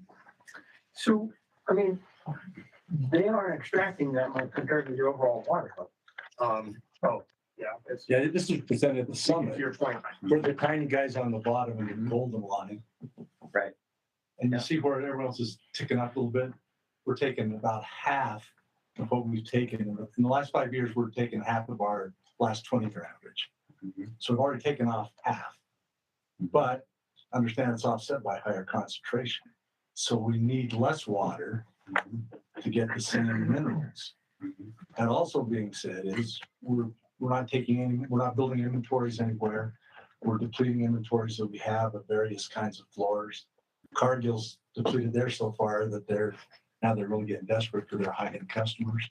So extraction is voluntarily reduced by half, but we still seem to be the main target when we're the tiny guys on the chart. Mm-hmm. Yep. Well, that's an idea. I think the primary one, and I think the key goal I think of this committee is to try to identify, well, what science or what information do we need to be able for policymakers to be able to evaluate those options, right? And so some of the and this isn't new. This is and Craig reminded me, I think this is from the 1980s, where they were talking about different, or 60s, from different zones of the lake for different uses. And just so you know, these are in that document I sent out to you. But one idea was to, put in a new dike somewhere north of Barron's Trench that would reduce the surface area of the North Arm, but still allow extraction by compass minerals. And I put these arrows in the wrong spot for the berm, but raising the berm in the causeway, or putting in a new adjustable flow control structure that could allow water in at certain times, but just provide more flexibility in operations for that berm. In the South Arm, one concept was a new dike from near Hat Island to Promontory Point. I think in theory that's creating the South Arm over here on this side of that dike. And then there are a couple of ideas that have been thrown out where we close off and preserve Bear River Bay and Farmington Bay. So all the surface water inflows would stay in those bays, and obviously then the lake really doesn't get any water. And then the last one resurrects another old idea, which is just to preserve Ogden Bay in the same token as those by putting dikes between Promontory Point, Fremont Island, and Antelope Island, and that would allow Ogden Bay to stay wet. And some of these concepts are again from old concepts where we were looking at this from different ideas, looking at preserving function in different parts of the lake. And so I think the idea of trying to preserve the function or the beneficial uses of the lake is certainly not new. That's certainly something that's our goal, is to preserve and maximize those beneficial uses. And so, Craig, did you have a question too? He's got a comment. He likes the North Arm dike. Yeah, you like the new North Arm dike. Did you also have a question, Craig? If not, I will keep going. Well, Jeff, we looked at. Wow, there's a echo here. People can shut off their audio for just a second. You're really soft. Oh. Okay. Can you hear me now? Yeah. Okay. We looked at the effect of just closing off the causeway at both the bridge breach and also the west breach, and that would have an effect. But the problem with that is that the causeway isn't totally impermeable. There would still be some flow to the north arm, and you'd increase probably the difference in elevation to maybe 5 feet, but it might stabilize around there. Okay. Anyhow, Well, that's my 2 cents. great. Thanks, Greg. So I think it goes without saying, but I think it's important to say is that all of those options have significant impacts in the lake. And there's significant modifications to the lake and would likely have impacts upstream as well as downstream of them. And so I think a key question for us is, I think we've been working on a lot of the basic science of salinity of Great Salt Lake, trying to understand the salt mass, where is the salt, et cetera. But we've also been focused on, well, what can we want to be able to inform decisions and developing a tool that can help us evaluate that. And I think one of the key thoughts is that, I know there's ideas out there of reducing mineral extraction withdrawals, but I think that is primarily a policy question, right? I think the key question that we have is, do we know enough to be able to evaluate diking ideas? And so I boiled down all the different ideas in that document into these 8 key gaps that folks have identified. One big one we've been talking about for a while is just the missing salt source in the South Arm. And there's a number of studies that could be done to try to investigate those different hypotheses or ideas as to where that's coming from. Certainly the water salt budget, and I think scenario planning speaks to the tool, assessment tool that we can use to try to pre-game some of these ideas. I mean, Craig and Layla are already pre-gaming some of these diking options just to see, well, what if we put a dike in? What does that do? What does that mean? And I think that's very much an important part of it. But I think what one of the ideas or functions that this committee could do is to identify, well, and Craig, I think specifically for you, the question is, well, which of these variables are most important to be able to improve that tool? And then ecology, implications of high salinity. We just talked about that for quite a while today. That's very important. What kinds of historic shifts have there been in the ecology of the lake? What are the prospects of recovery, even with the impacts we've seen already today? And then the last 4 here, geochemistry, how is that changing? And Bill, you were talking about selenium. It's great to see USGS is going to be looking at the ion composition. I think we want to make sure we don't lose that round robin concept with the ions. That's been a question for a while. And then, something like the deep brine layer, we don't have a deep brine layer now. So that's perhaps not a priority at this point. That was predicted, right? Yeah. Yeah. We talked about a data literature repository. What USGS just did with a literature review on all Great Salt Lake literature was pretty phenomenal. So that's, perhaps a step towards that. And then just the time scale of change. If we make a change, how long will it take before we see a response in the system? So, yeah, Bill. The diking issue has a geotechnical component to it. And do we ignore that at this point and just talk about it, in terms of these other parameters, or do we actually think about that limitation? I have a thought, but does anybody else? I built a lot of dike on the lake bed. A lot of it's got crappy foundation. Well, it colors and informs the decision, even if it's not directly a salinity decision, right? Right. Some of those are more or less pie in the sky, and there's nuance even between them, right? So there's a difference between, say, closing off the causeway breach entirely, for example, raising it a few feet, is that enough? What would that do to salinity? So there's a lot. But it does sort of start to inform this decision because, you could model salinity for a pie in the sky option, like, dare I say, Representative Lund's pumping of groundwater option.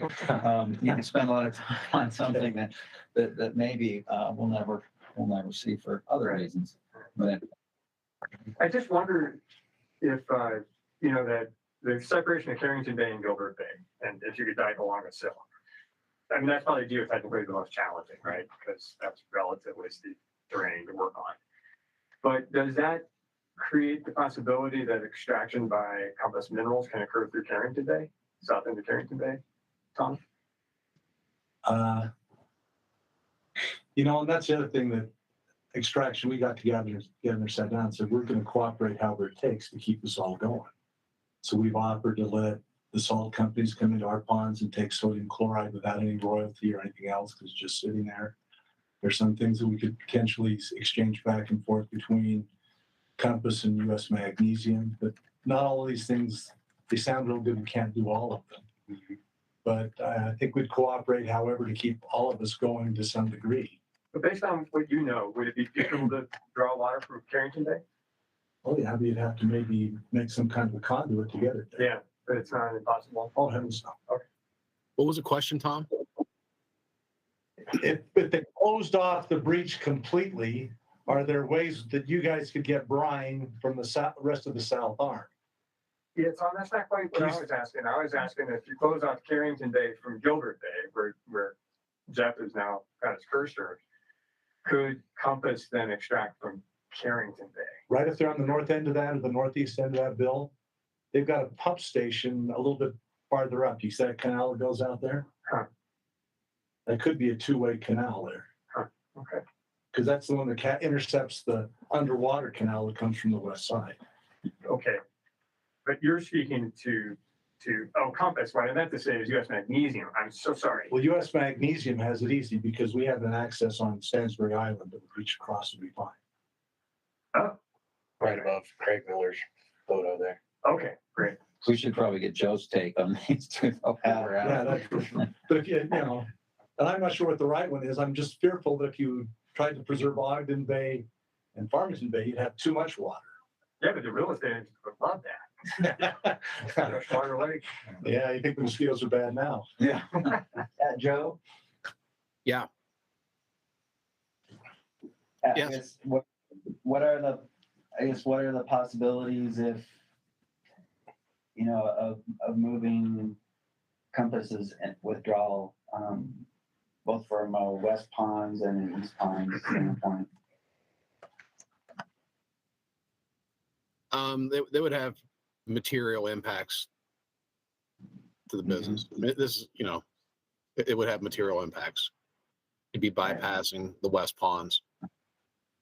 Which are major areas of evaporation. It's a big impact.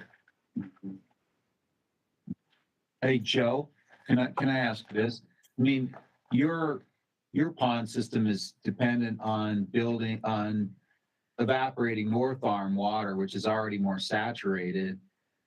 If you had to use South Arm water, does your pond, how does that affect your pond system? Drastic. And what if South Arm is then correspondingly higher? Like, what does that do to the whole system? So if you could raise the South Arm, your flow changes. But anyway, I'm just curious about a couple of those things. When you say raise the South Arm, you're talking raise concentration or raise? I mean, raise elevations, right? Because that'd be the hope if you were trying to limit flows north, you'd be trying to raise those South Arm elevations. But I'm curious about, number one, I expect you're not built to take South Arm water, but I mean, there's multiple variables kind of on a continuum. You have evaporation, which isn't going to change. It's going to be June 1st to September 15th. That's never going to change. But that's a variable that, if you move to different areas, evaporation affects that. Concentration, water volume, and then acreage of evaporation. You can play with any one of those parameters, to achieve the same output. Yeah. Mhm. Well, I think, that obviously there's significant impacts to the industry if we start closing off their access. Exactly. And I think there's the engineering component to it too. If some of these options are just infeasible, then, it's not worth looking at. But I think the tools that Craig has, certainly there's a lot of room to improve those, but are a place where we can, I guess, the thought was to try to get these ideas on the table so we can start to cross them off and just saying, which ones don't make sense from a beneficial use standpoint of the lake. And so we can focus our efforts on the ones that might, if there are any, that make sense. I'm not sure if I'm misunderstanding something. If we had a dike between Hat Island and Promontory Point, that would have the least impact on the mineral extraction companies, I assume, in terms of where they can draw brine from. Is that correct, or am I missing something? That's probably, well, I'd have to defer to Mr. Havasu there, see if he could live with that one. Because it doesn't affect the Barron's Trench, right? Well, Barron's Trench is north of the causeway. It's right. It wouldn't get more water. It would keep dropping. Okay, but that dike could be, you could have a controllable opening in that, right? So that you actually regulate things and allow a certain amount of flow through. Or you could establish a pump station to pump around the situation. The causeway's a problem. The railroad requires your loop to be, do you remember what it is, Joe? Is it 17 feet or 24 feet above the tracks? What, 17 or 24 feet, Tom? Sorry, the acoustics are bad in the room there. If you have to build a pipeline to go over the top of the railroad track, it's some unusually high bridge you'd have to make. It's like 17 feet or 24 feet. Yeah. We have one. We have a pipe rack. We have a pipe rack over the railroad where Barron's Trench terminates in the Promontory Point. So how high is it? High enough train can go under it. Pretty high. Yeah, it's high. So with the idea to let Harrington Bay become as saline as the North Arm is this point? Or I guess that's another question. I think the calculation is, guys, you got to figure out what could you live with. If we've got, let's say we're going to do 1 million acre feet of inflow instead of the usual 2, or if we're doing 700,000 acre feet instead of 2 surface inflow. What kind of prediction we got for salinity and level? And then you could judge where's the right place to dike and what's your expectation for what happens.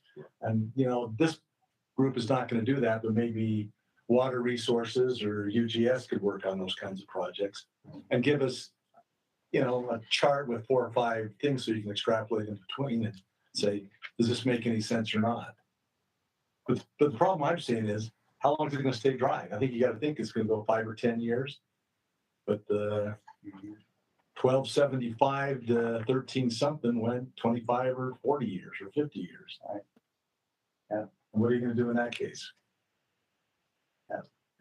Well, I think it's great that the extraction companies are already talking about that, because I think basically what you're doing is hitting that number 3 idea of what can you do to optimize your operations, to maintain the mineral extraction with less water. Well, and the other part of it, if you turn loose all the salt that's sequestered in solar pond systems right now, you'd saturate the South Arm, I think. So you weren't there, you'd already be saturated. Mm-hmm. Right. So that's pretty. So if they weren't there, you'd be past the point. I mean, Chuck, you do that out there, and so I'm just, the Hat Island Causeway, the Hat Island Causeway would create the flexibility to have a fresher main body, intermediate Carrington Bay, and, hypersaline, or they're all hypersaline, but even salty or right? That creates a lot of flexibility. So it seems to me that to understand whether there's a chance that that can work geotechnically is a high priority. I don't think the doc I've seen here, over where Morton extracts, the lake comes there in the spring right now, but it's gone by early summer. You could cut off the south end just to remove some more evaporative area. It seems like there's a pressing need to sort of evaluate some of these options in terms of thinking about feasibility, but also impact. And I don't know if Craig can model some of those things. There's a lot of things on. And then I think the other challenge, quite frankly, is simply we just don't have the luxury of time. Right? Because if the goal, say, is to avert ecosystem collapse in the South Arm, I think that's a value, right? As a state to avoid ESA listing, whatever it might be. There's not a lot of time to act, right? Not a lot of time to evaluate, not a lot of time to look at some of these. So there's sort of short-term urgent needs, and then there's more long-term, sort of this whole kind of triage, which is how do you, let's just admit, lakes in crisis mode, right? So how can you maximize beneficial uses even as the resource really contracts? But there's just timescales, I think, that start to play into this where you got to really, really carefully be prioritizing the questions that can inform decisions today, even as you think about the more long-term decisions where you have to plan for worst-case scenarios. What if the lake continues to fall at the rate it's falling? I mean, you start to that really starts to look ugly, right? I want to echo what Tim said. I think we are looking at a really serious timeline issue, and I think it would be really important to take these priorities and strategies and ideas and put them into a short-term urgent framework and a long-term project framework. And then you'd have to look at the permitting. If you're going to dike the lake, I think the Corps of Engineers is going to have a say in it, and you may have a whole other kind of And as to your time frame. unless you get into a great emergency, then you can do it in 30 days or less. Yeah, I feel like maybe in this group, we're missing some other key players. I mean, you talk about diking off a lake, that's going to create areas of exposed lake bed. That's going to be the dust issues. Are you just trading where your problem lies? You can let the rest of the water flow out there. Salt encrusted and it'll reduce the dust. But I did this. I said this in my comments on the thing, which is, look, dust is an issue, and policymakers will take it into consideration, but it's not really the purview of this group. Exactly. But other people are having those conversations about keeping Farmington Bay wet and Bear River Bay wet. So what does this group say about that? I think that's have to be something that we need to respond. So I guess I had a question. The purview of this group, what would be the benefit of blocking off Farmington Bay and Bear River Bay? I guess I didn't understand what. I think it's purely to get at the dust control issue. Okay, so it's a dust. Or keep the duck marshes going. Well, and it's even an oversimplified view because all of the studies show that it's the highest elevation stuff that's not surprisingly it's shedding the most dust. It's not like adding 3 feet in Farmington Bay is going to suck dust problem, right? But it is a reaction, something that's out there. And I think what this group can evaluate, which is that has its own salinity impacts for the rest of the system, right? So what would the impacts be if people are proposing that we do that?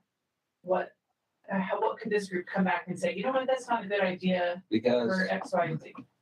For about 100 different reasons. Well, there's still a spot in the lake right now that's 4170 is kind of the deep spot where the brine layer's been. So 88 to 70, you got 18 feet deep spot out there somewhere. That seemed like the place you'd want to preserve your little lake, if you want to call it that. Well, I think in terms of, I know we're bumping up at 3:00 here. I think in terms of next steps, I think it's important to probably, I guess what I can do is take these ideas and put them into a matrix. And first of all, I want to thank Bill for helping put this all together. Sorry, I forgot to mention that.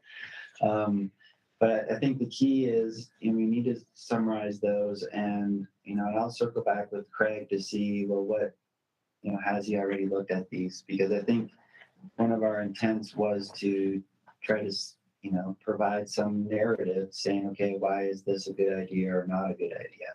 And at a high level, I think, to start. And so we can help influence those other discussions. But Are we going to have a ranking exercise on the dikes like we did yesterday? I want to do like different compositions, like how we could. Should we name each dream one? dike scenarios, yeah. I have one more PS. We ought to also do a balance where people can see how much water you need to conserve to make any kind of a difference. In the summit, Brad Wilson mentioned we've saved 9 billion gallons. Did you run the map? We did. And then the water conservation contributed 30,000 acre feet, which is quite a bit. And we're talking less than an inch on the lake. And so we're never going to conserve ourselves out of this problem. What's the 9 billion? What I'd also say is, having, we've all done major projects. I think we need to have almost like a feasibility study. Look at this SWOT analysis.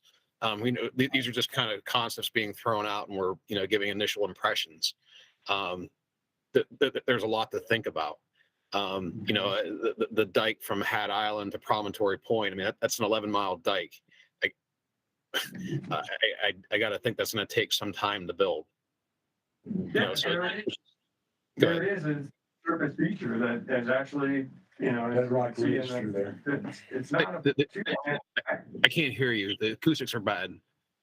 What Bill said is that we've got a geologic feature there that could serve as the foundation of rock and make it feasible. And I think the other is, and the UP Causeway was done in 3 or 4 years. 6 continually. 6 continually. So anyway, go ahead. Or there's a road right away. So have you guys gone through a list of like what emergency actions could be taking place? Because it just seems like a lot of this stuff is so pie in the sky and out there, but less pie in the sky and more near term. That's the Bonnie's point. I think it's almost 2 lists.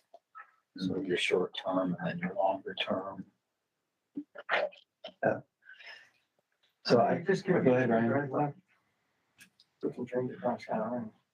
What's the feasibility of doing immediate seasonal adjustments to the berm at the new breach now? And just start doing the modeling scenarios on that. Maybe certain times of the year, the berm is raised high enough to basically cut off the north from the south. But at other times of the year, the berm is lowered to let water move into the north arm. Take advantage of some of the seasonal. Yeah, I saw work on that, yeah. But that's a hydrodynamic issue, right? Because you know that you basically cut off the north arm flow now. So the question is, how much south arm flow do you want to get? And that's not hydrodynamic. That is just simply deciding relative to the inflow, how much you want to keep. Exactly. So it doesn't take much to decide that. And we got 400% snowpack right this minute. Any bets on whether that's going to last? I'm just wondering, is it even allowed to raise the berm up, basically close off the 2 halves of the lake right now? Or is that such a permitting? Because I've heard you, Tom, mention the Army Corps of Engineers. Until the Obama administration, there was just a blanket order. You could do whatever you needed to do. Yeah. That could be reinstituted if anyone had the desire to do it. One thing that's interesting is there's potential, honestly, to fund a more sophisticated adaptive management structure there. But you'd have to know that it would work, for number one, and then it would be a significant improvement over what it is right now, which is add rocks, take rocks out, right? Add rocks, take, which is just a whole lot cheaper. The initial, and looking at it was like $50 million structure. To have one that you could sort of measure and modify in real time, it was like 50 million. And rocks is fine because that lake eats everything that goes into it. I mean, Any kind of structure you make, it's going to get salt coated over there. Down the salt presence there, we take wooden dikes and use dynamite to open and put new railroad ties in. Go ahead, Craig. Really? Okay, so when we looked at sealing off the north arm by, well, not sealing it off, but blocking off the north arm with the bridge breaches on the east and west, it would raise the south arm by a couple of feet over time, and that's a pretty decent short term. But it's not a complete solution because it doesn't completely shut off the flow, but it does raise the south arm by a couple of feet, maybe. In how much time, Craig? 6 years. Under what kind of snowpack? Yeah, what inflow? Well, in the inflow that we had from 2016 to now. Okay. Average. So I can go out the shovel and block off the west one right now in about 2 hours. Because it's dry ground pretty much out there. I think if we do it. Well, so I think in terms of action items, I mean, I think the short-term options really probably focus on the berm. You know, every one of the other diking options is going to require far more than $50 million and require significant permitting and a lot of engineering and NEPA and a lot of engineering to do. So I think, Craig, if I guess a question for you is, you know, what information do you need to be able to improve the model, to be able to evaluate that? Well, you know, is it a hydrodynamic issue that we need some to look at, or is it? I think it's more of a like Bill said, it's more of a water balance. Well, it's probably all of the above. What we need to know, and I think my idea now, since we've looked at and eliminated all other ideas, is that it's quite probable that, or possible, it's one of the possibilities that the North Arm wind events are occurring, and that's what's causing the rise in salinity in the South Arm. And we need to include wind in that to analyze things properly, and probably have a better two-way flow algorithm in our model. Those are a couple of things I would recommend. One thing, you mentioned the permeability of the causeway, you know, besides the opening. Was Layla able to reproduce the differential between the south and north arm in her model that occurs in, you know, in response to causeway closure? Yes, that's exactly what we tried to do. And so you can't, if you completely shut off flow in the dike, it showed that the elevation difference would be greater than what you found in 2016. So it's permeable, but not that permeable. And how permeable is it? Well, we've been toying around with that idea. We have an idea, but it's not an exact science at this point. Oh, but the fact that you were able to overshoot it means there is some permeability, and that's great. That helped your bracket model.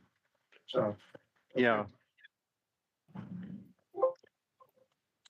Jeff, could we say, or we could have Song and Craig work on the breach analysis, but all these other ideas, could we like create some sort of matrix that says what we're even considering and then what we think the obstacles could be or would be, or what the next steps could be or should be? So when people come asking, what are you doing? What are your emergency procedures? We say like, these are the things that we've started to consider. We're kind of checking this one off because it's not geotechnically not feasible, or, you know, is, but I think we need to have something that says, these are our, you know, priority action. There are things that we're considering, either putting them on the table or taking them off the table, like preliminary on the table, off the table.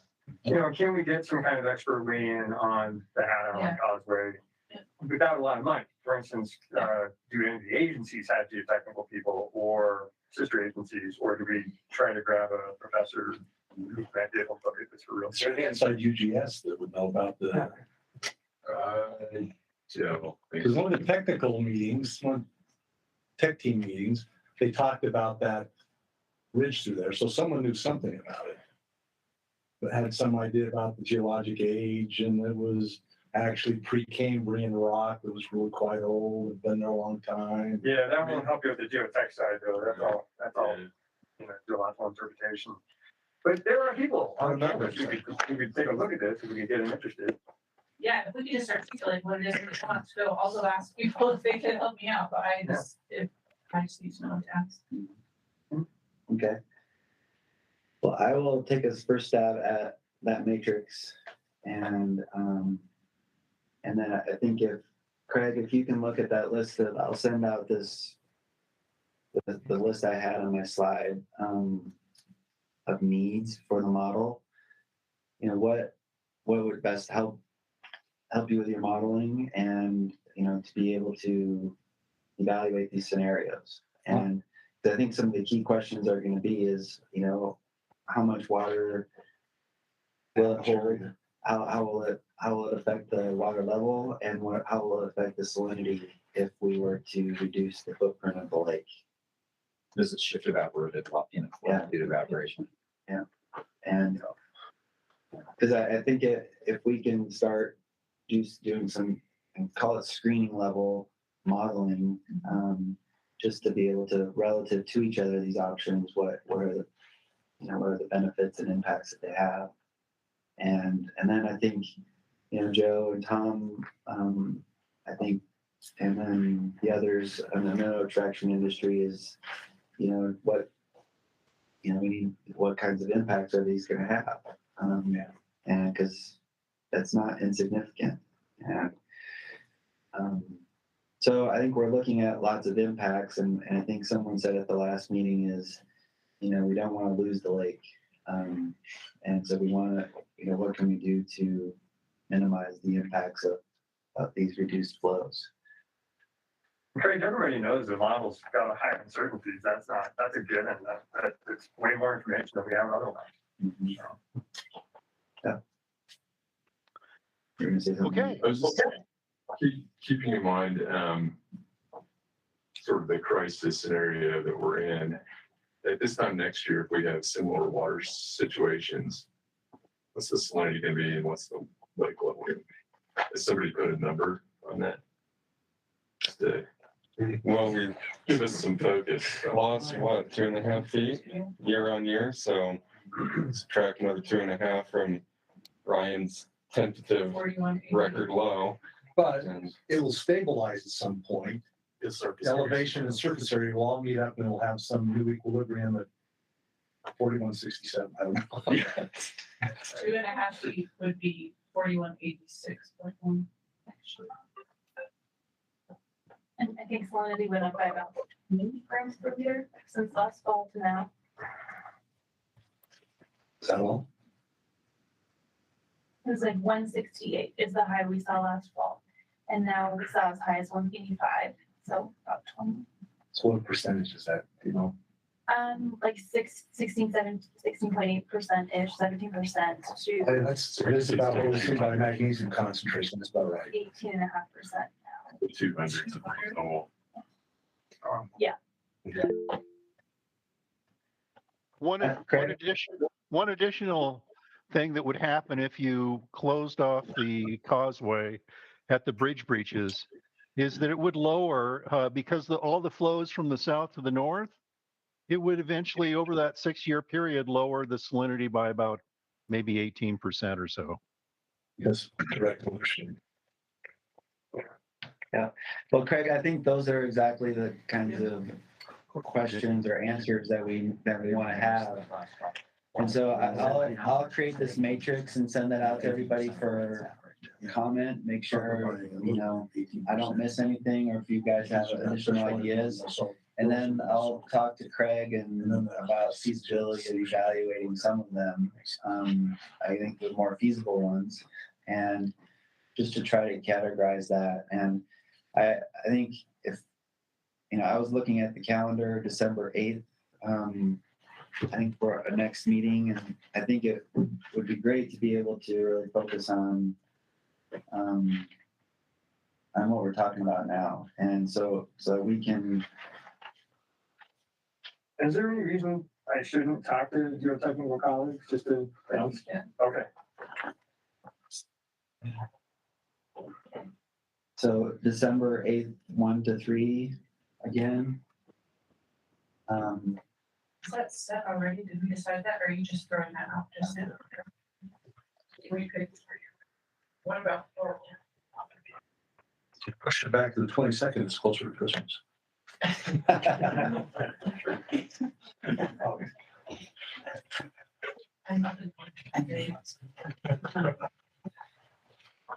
One, yeah. The day after, or after the tag meeting, it could be a day rich and great, so like discussion. On the 7th, Yeah. they're usually done by Or the 6th. 1. Yeah. I know that one, yeah. 7th is hard for me, but. What about the 6th?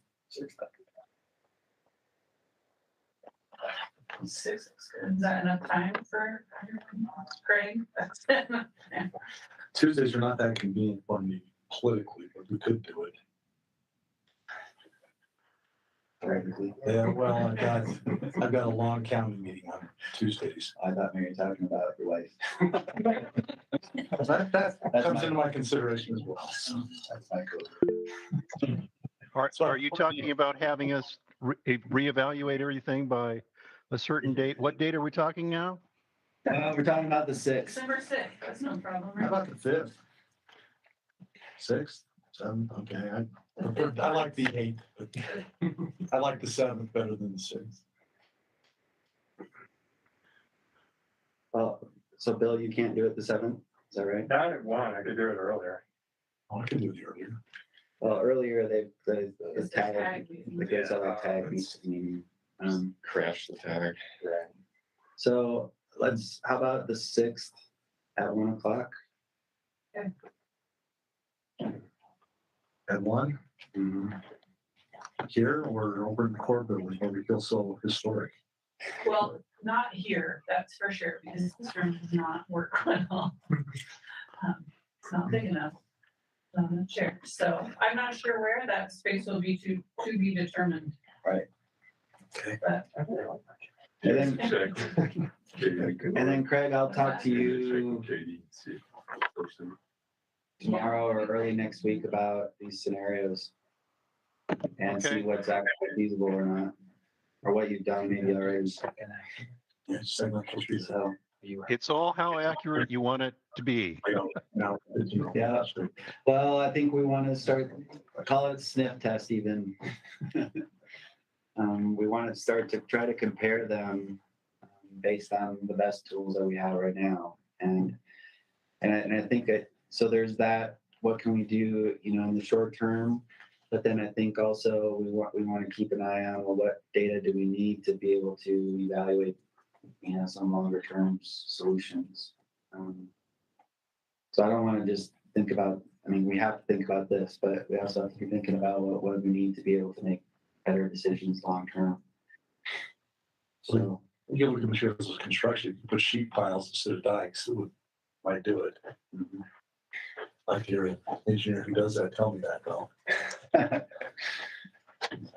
All right, well, thank you, everybody. Thanks, everybody online. Paul, we are done. Oh, that's right.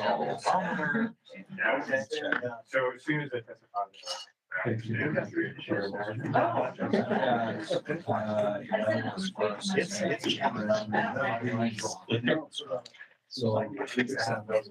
So you don't want